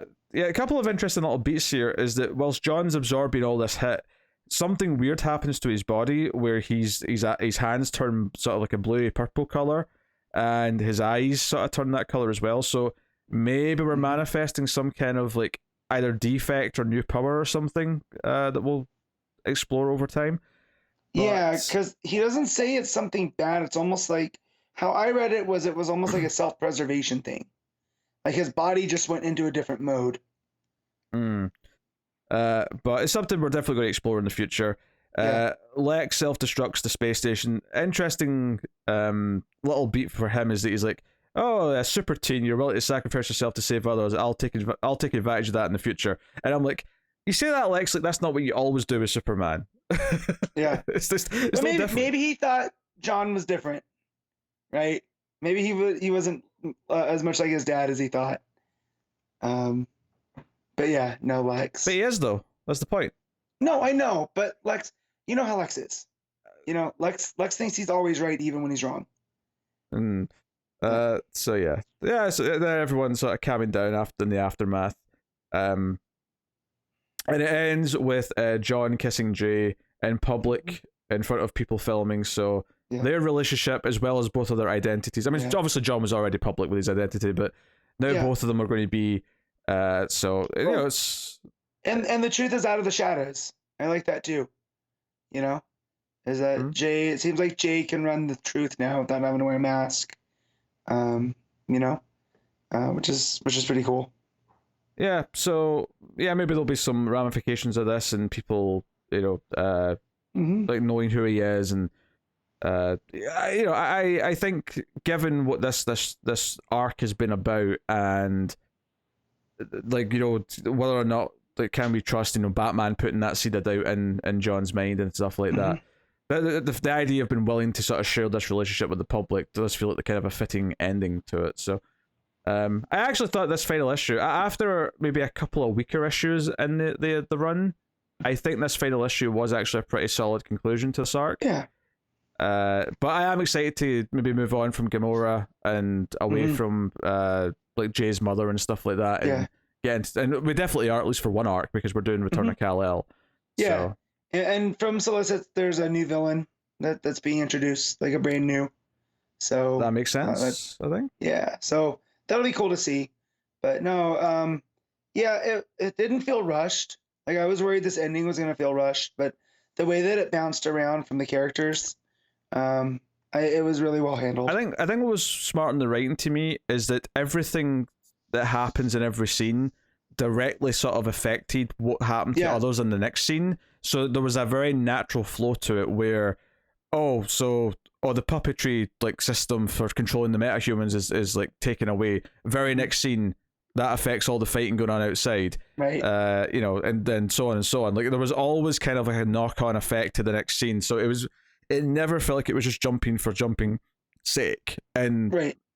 That is really impressive, actually, and I think it made this feel like a really well-constructed issue. Yeah.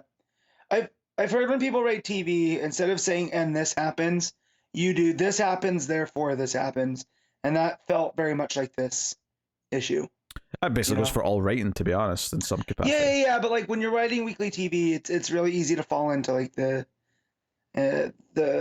lazy type of writing, But yeah, so I felt that especially in this one because, like you were saying, they would talk about like you said, he needs a teleporter, so he goes to get Wink, and then because he has Wink, he can get into there and free the people and stop the fighting and all of that. It was like you said, it was really well balanced throughout.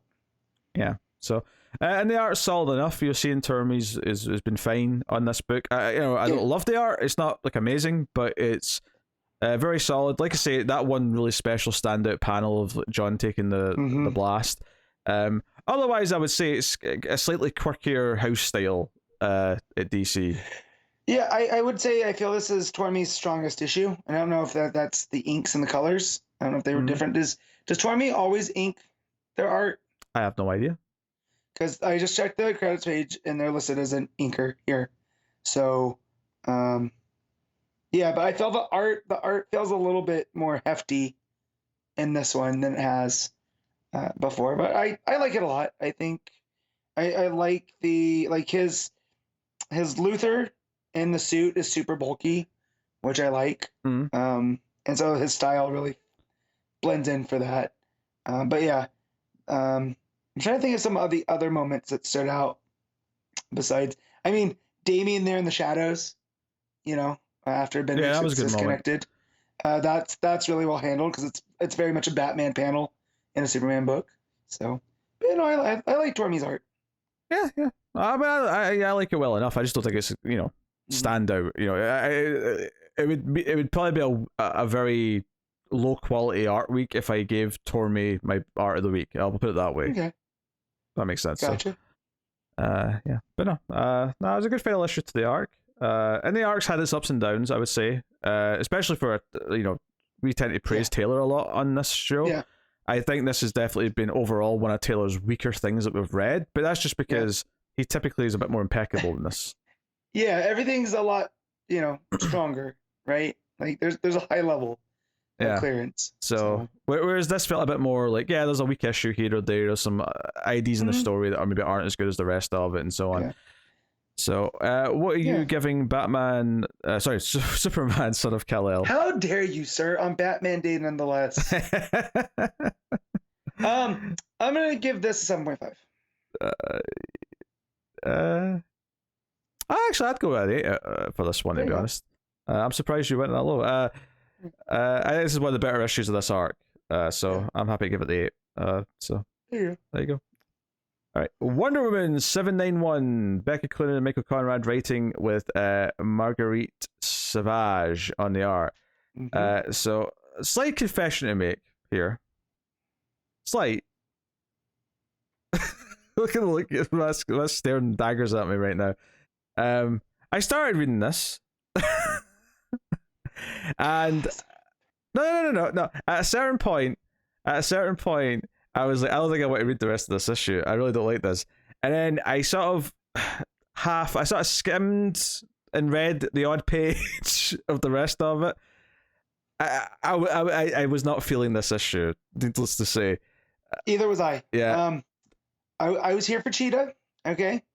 And I became that. I don't know how much of The Simpsons you remember, but when Poochie gets introduced, all the executives are like, we want people asking, where's Poochie? And I was like, where's Cheetah? Where's Cheetah? I kept flipping. I was like, we'll get there. We're in the jungle. Took to the last page. Yeah, almost the last page. yeah, it's a reveal in the last page what's going on with Cheetah. My thing with this is that, first of all, I'm not really into Savage's art. See, I like Sauvage's art. So I would say the art is the high point in this one for me. A lot of the more natural kind of stuff, it fits, like in the jungle, and once we start getting into laboratories and all this other stuff, it's a little bit iffy, but I do see like the open nature spots are pretty good. Yeah, there's just something about it I don't like. It's not that it's, I remember you talking about that in the Future State Supergirl stuff. Yeah, it's not that it's poorly drawn per se, but there's something about the It's colors, a specific style, the for colors sure. and the shading of the colors. I don't like it very much, and so that was like a stumbling block. The other thing that put me in a sort of just off on the wrong foot, where I just didn't want to read it early on, is that the first like 4 or 5 pages are mostly talking about the event that we didn't read because we didn't want to, the big crossover. So it was kind of alienating in that sense, and I'm not necessarily blaming it for that, because if you did read the crossover, you're probably happy that it's still quite relevant. You didn't just read some meaningless thing, but it did make the start of this feel really like a chore to me to get through. So I just kind of skimmed the rest of it, and I think when I made that choice to just skim the rest of the issue, I was like, I think I'm out on this run until there's a new team. Yeah, no, me too. I've hit my limit. Because last week I said because I was gonna stop before, and then I saw Cheetah, and I got excited. I thought when you said that, I said, nah, I'll keep reading till it's done. I've read enough of it now. Yeah. But I wasn't. I was expected to keep the quality, even though I wasn't that happy from before. I was expected to be at least as good as the last issue, and I think it's actually worse for me. I wasn't into this at all. No, I wasn't into this either. I appreciate what the message of it was, with them teaming up with the Escasila to see what's going on in the jungle because someone's harvesting these flowers. And so again, it fits in with all the story. There's like toxic waste, barrels and stuff like that. Yeah. So it's basically just Diana goes with them to the jungle and then infiltrates this secret lab, and there's experiments going on. There's some dodgy big operation happening, and the big reveal at the end is that they've got Cheetah in a cage and are probably experimenting with her in some way. There's a reveal at one point that it's Kale Industries who's behind this place, so Veronica Kale might be coming back out of the picture. Mm-hmm. So yeah, I just I had that sort of sad realization after a few pages where I don't really want to read this. Yeah. But I was like, no, I should try a little bit, and I just kind of skimmed, and I sort of like read some bits here or there and got the gist of what was going on. But ultimately, this was the issue where I went, yeah, I don't want to read this run anymore. I want to read Wonder Woman, but I'm now off until there's a new creative team, I think. Mm-hmm. So. Yeah, so the stuff that they're looking for is the Devil's Heart, which is rare. In small doses, it said have medicinal properties. So it seems like they're the writers. It's who is it? Conrad and Cloonan. That's right. Are really trying to lean into the industry messing up the natural world. And there's some good images here, like when Diana's talking to the Escasita. Like Prophet, like the stuff with the skulls and the plants, like on the lilies and whatnot. It looks, really cool.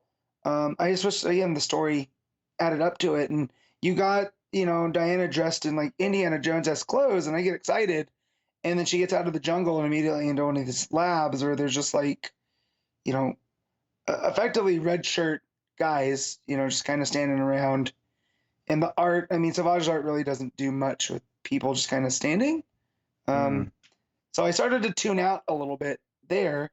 But yeah. Also, I don't like the idea of Checkmate being just essentially at a desk.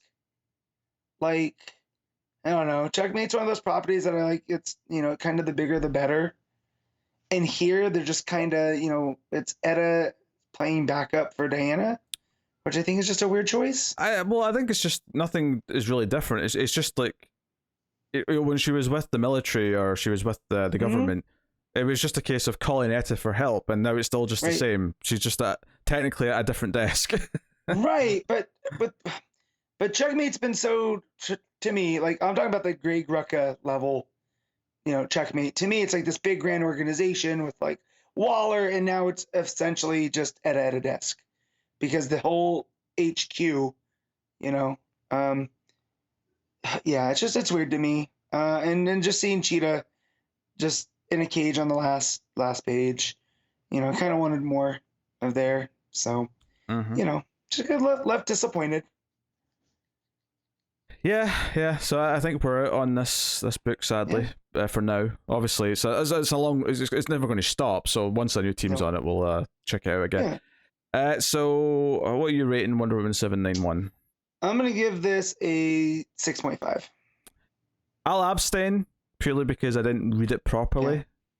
So I won't do it the service of actually giving it a score, but I think that speaks enough on its own that I didn't even want to read it all. So Batgirls issue 10, Becky Cloonan and Michael Conrad writing with Neil Googe on the art. It's so funny that as Wonder Woman is at a point where I'm like, no, I'm done. The same pair of writers, like I feel like Batgirls has only gotten better since it started. It still has the weird third person like meta narration where they're referencing the editor of the book and stuff like that. But otherwise, though, I think this book has gotten really good after its first arc finished. The first arc was a bit too overstuffed. Here, you know, last issue they found the hidden message, the cipher in the eye of the victim, and this issue is about trying to solve that cipher, maybe teasing some of their, you know, people at play. Killer Moth's in it again, and you know he shows up at one point. So had a good fun time with this. Steph and Cass are at the library because they're trying to solve the cipher, and they're thinking that because it was found in an eye, that's a clue as to what book will help them, you know, use the cipher. So they're doing research, and Steph runs into this guy by accident, and he ends up helping. So there's a bit of a new love interest for Steph being kind of introduced. While Babs is trying to like play nice with Montoya and get like information from the GCPD. But there's a lot of fun stuff here. Nice little touch actually is after they've spent the day looking for the right book for the cipher at the library, they're coming out and the guy's like giving Steph his number. There's a great little reaction where Cass like has a little speech bubble that instead of a speech bubble though it has like an emoji in it, and then the very next panel which focuses on Cass, like the art is literally got her making that same face as the emoji. It's a nice little touch. Because I think the art in this is generally pretty good. It's probably better than Googe's last issue. But there is a couple of little nitpicks I've got here or there. There's a couple of pages later on where Steph is just a little bit too purple for some reason. Like she just, which is weird because this issue it keeps bringing up that they're in a heat wave and that everyone's miserable and it's really humid. So it's not like they're trying to show that she's cold. like they're very distinctly they're not cold. And it's just Steph that's a little bit too purple for some reason. And there's nothing in the scene that would make her more purple than anyone else. There's also one weird panel where like there's less detail because like they're smaller in the frame, and for some reason like some of Cassie's hair's not been drawn in, which is weird because it's just like solid black. So why wouldn't you just draw it in? But it makes her look like she's got like a, you know, like a classic samurai haircut where like it's shaved around the bottom, but there's hair on the top. It kind of looks like knot. It looks like that for one panel, but that's not what her hair actually looks like. Obviously, it's just one panel. It looks like that. So there's a couple of little quirky, like weird things like that. But generally speaking, it's very animated. It's doing its best to sort of keep within the style that the books had up until now. Anyway, after they leave the library, they see Killer Moth in the sky. So they get into their costumes and they go after him. Moth's got his web gun. A lot of fun art here as they're like trying to cut through the webbing that he's like firing at them with his gun. And they're dangling from him as he's trying to fly up into the sky. And they end up getting webbed and they get dropped into a fish market. Which has probably my favorite panel in the book, which is they're both looking really pissed off because they've got fish in their heads and they stink. You know, Steph is like, you know, saying something. I love whenever someone draws Cass in her Batgirl outfit, but they show that she's like pissed off, like through the artwork, even though she's got the mask on. It's always really comical, especially when she's got a fish kind of like dangling like between her bat ears. Really good, fun stuff. I had a good time with all of the antics going on here, and they go home and they're like, racing to the shower and all that stuff. Babs sees Montoya on the rooftop, which Montoya is like, why are we doing this other than for old time's sake? And she's like, I don't trust my tech right now because everything that happened recently, like technology literally had the police thinking a Batgirl killed someone recently. So Montoya's like, you know what, like Jim Gordon made a deal with the devil, and the department paid for it a lot, and I'm not going to pretend that I don't know you can hack into like our database anytime you want. But basically doesn't want to help Batgirl unless Batgirl's got something to show her. So Batgirl basically kind of like has this new attitude where she wants to avoid hacking into the police department. She wants to try and build trust with Montoya. So for the rest of the issue, she's like, look, have we got ideas to try and look into this without doing it the illegal way? Because I want to try and build some camaraderie with the new commissioner. So there's an interesting little dynamic there, I think, that's forming, where it's interesting having Batgirl be the one that's going to see Montoya as the commissioner instead of it being Batman or Dick or anything like that, because it's like, oh, this is interesting because it was her dad who was the previous commissioner, so there's a nice little role reversal kind of thing going on in a weird way. Babs goes to see Dick at his place and is in a bad mood because she doesn't like how that conversation went, and it's just kind of reiterating this idea that she feels bad about this lack of trust that's there. Funny little joke that's in this scene is he says, I'll go make you some coffee in your favourite mug, and her favourite mug says Run CMD, which is a computer joke. So very good. But yeah, bit raunchy. The scene ends with them saying they're going to bed because Dick's he's correcting her grammar and it's turning her on, so a bit of raunchiness there. But those two, I know, they're such dorks. It's adorable. So Steph and Cass are still looking at the cipher. Babs eventually gets home the next day. Alyssa shows up with one of the new hip trends that I've heard about from TV, the boba tea, which is colorful tea. I don't know what it's like. I've never tasted it. But so boba's like this weird, like they're like these gel pod things. Yeah, but it's this trend. It's like it's this thing that's referenced all the time now. Yeah, I don't. It's like tapioca. I don't do it. It's like going for froyo. It's something trendy people say. Yeah. We're going for froyo. Yeah, but boba. Piss off, you wankers. Anyway, I'll just leave me alone with my coffee. Yeah, but you drink coffee with ice in it, like a weirdo. Yeah, I drink iced coffee. It's delicious. Cold brew, yum. Enjoy your monsters, Pete. Okay. Whatever. I just weird. So yeah, so she's there. She's hanging out with everyone. And the book actually, I didn't mention this at the start, but the book started with whoever the villain is listening to a podcast about the killings that are going on. And it wasn't clear who it was at the start of the book, although by the end it seems to be someone specific, which I'll get to in a second. But the podcaster's someone who goes to Alyssa's bar sometimes. So Babs kind of says, oh, if I ever need some anonymous information passed on to her, because her show's really popular in Gotham, I could use you for that. But basically, Steph actually cracks the code. It's an Edgar Allan Poe story that the cipher works with. So they're all excited and they work out the message, which is basically, what was it here? Your next clue hangs in the enclosure that houses your namesake. Fly to the top, from prying eyes, bring a torch, which they deduce might mean the top of the bat cage at the zoo. Because, yeah, makes some sense. But basically, Babs says, this is starting to sound like a riddle, isn't it?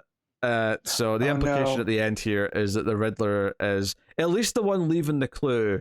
Whether or not he's the one murdering people is maybe another question. But yeah, the last little scene's him on his own, and he's talking about how people are scum and scabs and filth. So maybe he is killing people, because it sounds quite deranged the way he's talking here. I'm just trying to remember where they left off, where Tamaki left off Riddler, where she was having the people, do stuff. So this kind of checks in, like maybe he's influencing them. Yeah, maybe. Because the final thing that he does is that he's got the driver's license, I think it is, of the victim from the last issue that he's looking at. So it does look like he is probably killing them. The only reason why I'm saying he might not be is because I feel like it feels like almost like too easy just to know it's Riddler at this point. But it is kind of like a serial killer collecting like a prize, you know, like he's collecting the driver's licenses of his victims, kind of thing. It's interesting, and maybe this is also influenced a little bit by the Batman movie because he was more of a serial killer in that. So, but yeah. But I don't know. I guess what's funny is when she said, "Who do we know?" Because the actual line from Barbara before it goes to the killer is, who do we know who likes riddles or has a riddle habit? And I was almost thinking it was a red herring, that this wasn't really the Riddler, but the consensus for everyone else that I've seen online seems to be that it is just the Riddler. So maybe I was just overthinking it a little bit. But I do like those, like the idea of Babs chasing off against Riddler. Just like a brain for brain type thing. Yeah. No, I really enjoyed this issue. Like I say, a couple of little nitpicks in the art, but generally it was pretty solid. And I think what I liked the most is just that this one really felt balanced in a good way, where it was like an even amount of like fun antics with Steph and Cass. Steph being embarrassed because she's kind of flirting with a guy. All of that's really entertaining stuff. And then you got the Babs stuff, which is like the more grown up part of the story, where she's like having this crisis of conscience of wanting to not just be like Batman and wanting to actually have a good relationship with the Commissioner. Batman did, but in a different way. Play more by the rules in a sense. Yeah. Like I thought that was really interesting. Direction to take her side of things in, but it all felt like it was feeding off each other, and it was a really. The biggest thing I want to compliment, because of the problems this book did have, is that it feels just the right amount of stuff in the issue. It feels very well paced. The Batgirls, facing off with Killer Moth. Killer Moth's a great C-list villain to throw in to a book like this. So, really cool. I really enjoyed this. I would be happy to give this a very solid. I'll just say 8. I'll be a little conservative with it, but like I'm actually at the point now where I'm actually actively enjoying the book, and I've been feeling that way for maybe like 3 or 4 issues now, but it's good stuff. So yeah, that's Batgirls issue 10. But good. So last up this week we have Jurassic League issue 5, which is Juan Gedeon and Daniel Warren Johnson, with Johnson doing the art, or is it Gideon that's doing the art? I think it's Juan Gedeon. Yeah, sorry. Yeah, I was flipping it all around. So yeah, I mean, this is always such a quick read. This book, such a simple, straightforward take on things, but they're dinosaurs, which is the, I will say I'm a little disappointed. So there's like Hispanic heritage covers this month, and this has one, and it's a Jessica Cruz cover, which is cool. But I thought it was weird how there was nothing dinosaur-esque on it. I thought, well, surely, because it's like Jessica Cruz with her foot on top of like Sinestro and some other Green Lantern villains. Why not make her foot be on top of like some dinosaur villains or something, just to tie it to the book that it's a variant cover for? I don't know. I'm not ever gonna be mad at Jessica Cruz content. Of course not. No. This makes 0 sense. Yeah, it was just like, there's something with dinosaurs. Like maybe I'm sure there's some dinosaurs that were found in Mexico or whatever that you could use as a sort of tangential link. I don't know. Anyway, so Darkseid is on his way to Trimascara, and Wonder Dawn wants to go there, but Super Saw's like, no, I have to stay and protect my homeland with all the humans. So Wonder Dawn flies off on her own, but Batman, or Batsaw, whatever he's called, is also on the way, but he gets turned around because he sees the Joker's Zord, or Joker's Zord, kicking around. So he abandons the plan. So poor Wonder Dawn's trying to take on Flying Darkseid on her own. And not going very well, might I add. So So Travis Scara gets attacked by Darkseid. He outright eats one of the Amazons. It just like an old Harryhausen movie. Yeah. It's like he's just throwing a skittle in his mouth. He's not even biting around. He's just like gulp, and it goes. So Wonder Dawn tries to stand her ground. It's kind of a big moment for her, actually. You know, she's kind of like standing there with her bone saw. Bone saw is ready. Sorry. And Jokerzard like kidnaps the Robin, the human. It goes running off with him, which pisses off Batsaur, as you'd expect. The big thing of the issue is, though, is probably that our Jonathan Kent, if you will, finally shows Super Saur the ship that he arrived in with the hologram message from Jor-El Saurus, whatever you want to call him. Whatever we're calling him. Yeah. Who basically says, you I don't know if there's going to be hope where you go, but you'll spread it wherever you do go. And this convinces Super Saur that he should go and help. And he has to, there's a great panel here actually where he turns around and, I mean, I don't know how far Themyscira is meant to be from the mainland, but it looks very close in this panel because he looks over his shoulder and you can see it in the distance across the water. But I guess you could read this as he's using his supervision to see off into the distance. Yeah.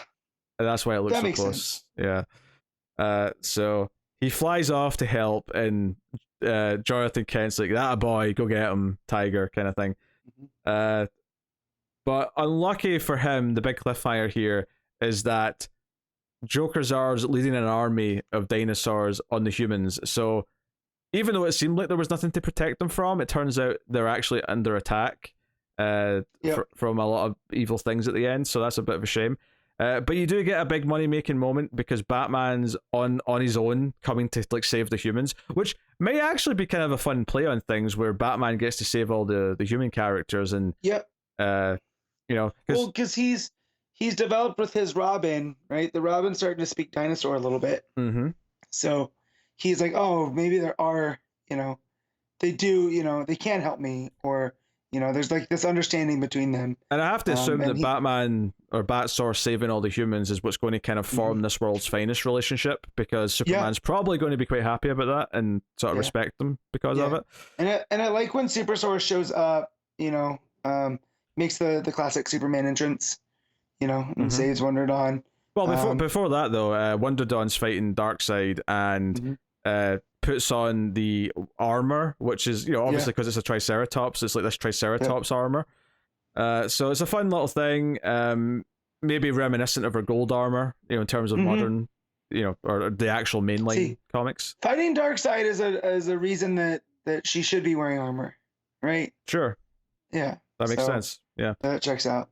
But yeah, so just as Darkseid might be about to win, Superman does land on him with his feet.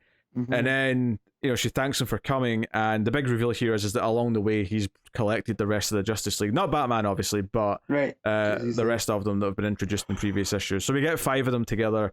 So it's interesting, though, that Batman or Batsaur is going to be on his own to try and save the humans, which is going to have that kind of underdog, kind of valiant effort thing, where he has to do it all on his own.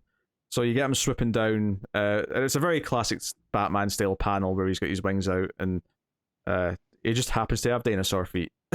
Yeah, well, I love too is they look up the Kents or the Cave Kents. Yeah, the build up to it, with the play on the classic Superman lines. Look up, it's a bird. No, pterodactyl. It's neither. And then it's a bat. So I like that. That was fun.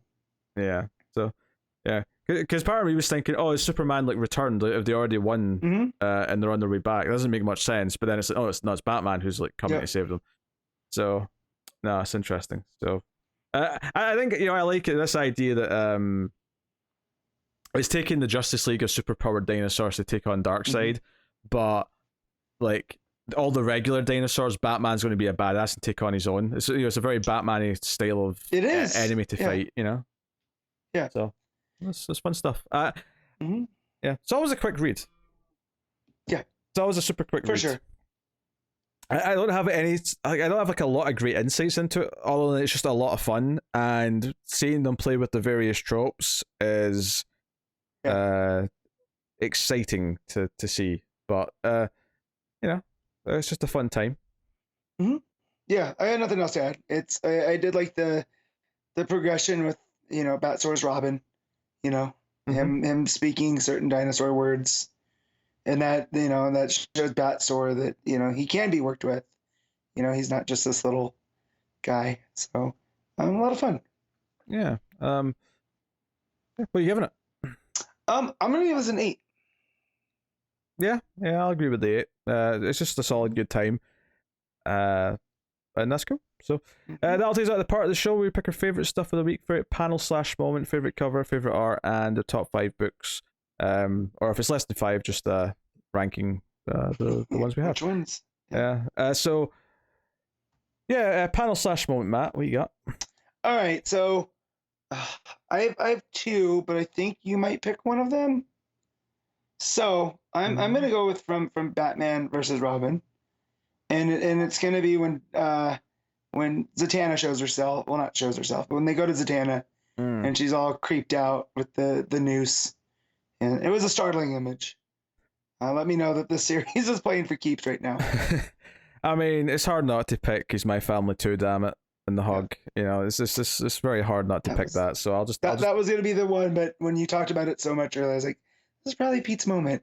So, well, I was tempted to go with Cash with the fish on her head, to be honest, because that was a really fun moment. But I mean, this hit too hard not to pick it. So, cover of the week. There's a couple of good Batman vs Robin covers, but I'm going to have to just go with the regular Batgirls cover. It's just really good stuff.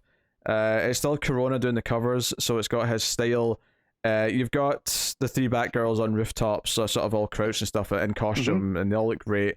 But it's the big eye in the sky looking down at them, which obviously plays into the themes of the issue because they're talking about eye riddles a lot. So, really, really fun stuff. What you got? Yeah, I'm trying to click around looking at some of them that they're kind of hit or miss this week. Yeah, sometimes I come in with like half a dozen like possibles, and I didn't really have that this week. I'm seeing if there was a variant for the Worlds Without. Oh yeah. I don't like those as much. I'm gonna go with the Batman versus Robin cover, and it's just gonna be the regular one. I like how it looks like it gives it like this sense of a big story on that regular cover. With the father versus son for the fate of the DCU, you got Talia there, you got Zatanna, and yeah, Alfred's right there on the cover too. Should have seen it coming. That's funny. I didn't even noticed that. Nope. All right. Best art of the week. I'm gonna. Oh, am I going first? Or you going first? You go first. All right. I'm gonna go with Asrar from Batman versus Robin. I will go with. I'll go with. Yeah.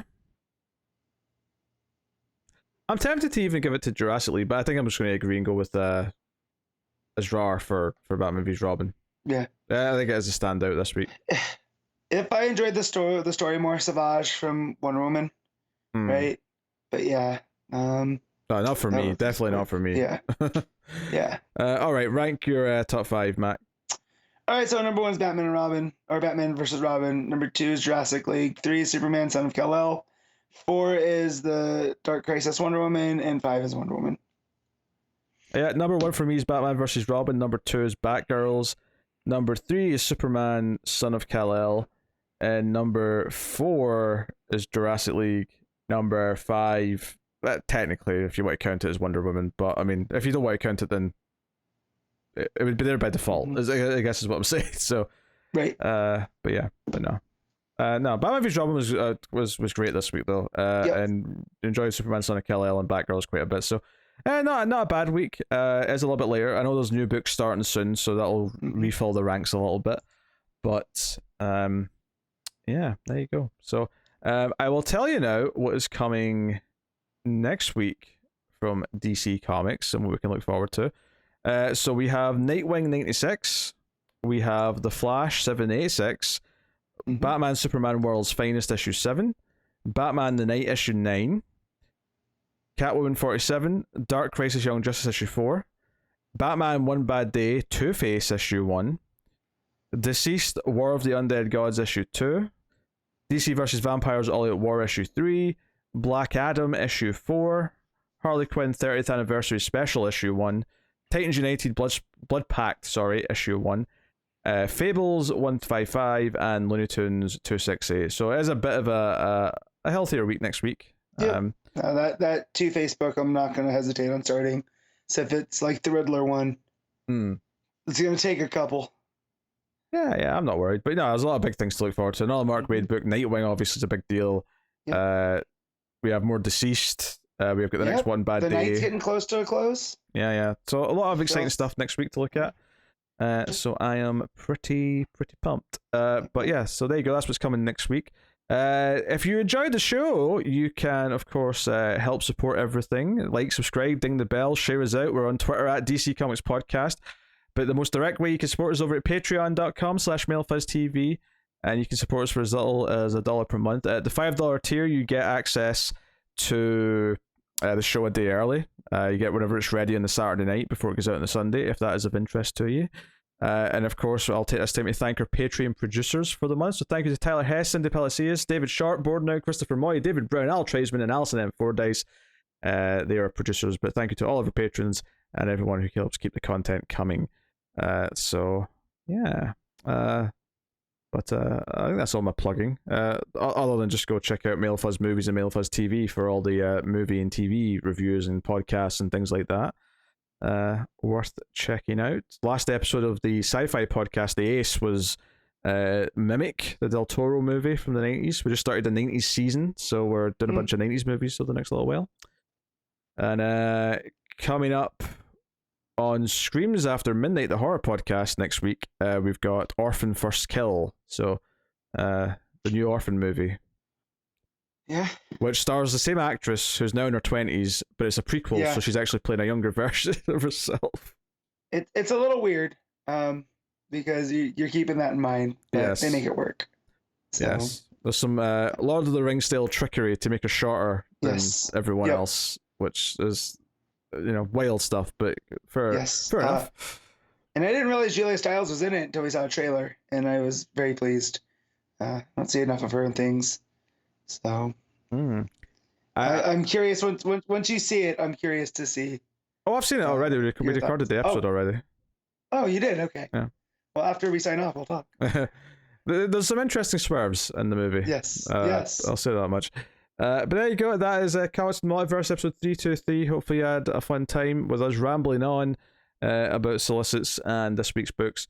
And we will see you next week for another batch. So thank you very much once again for watching and listening. We always appreciate it. Keep reading DC Comics. And remember to never get lost in the Speed Force. It's Mark Waid's multiverse, and we're just experiencing it.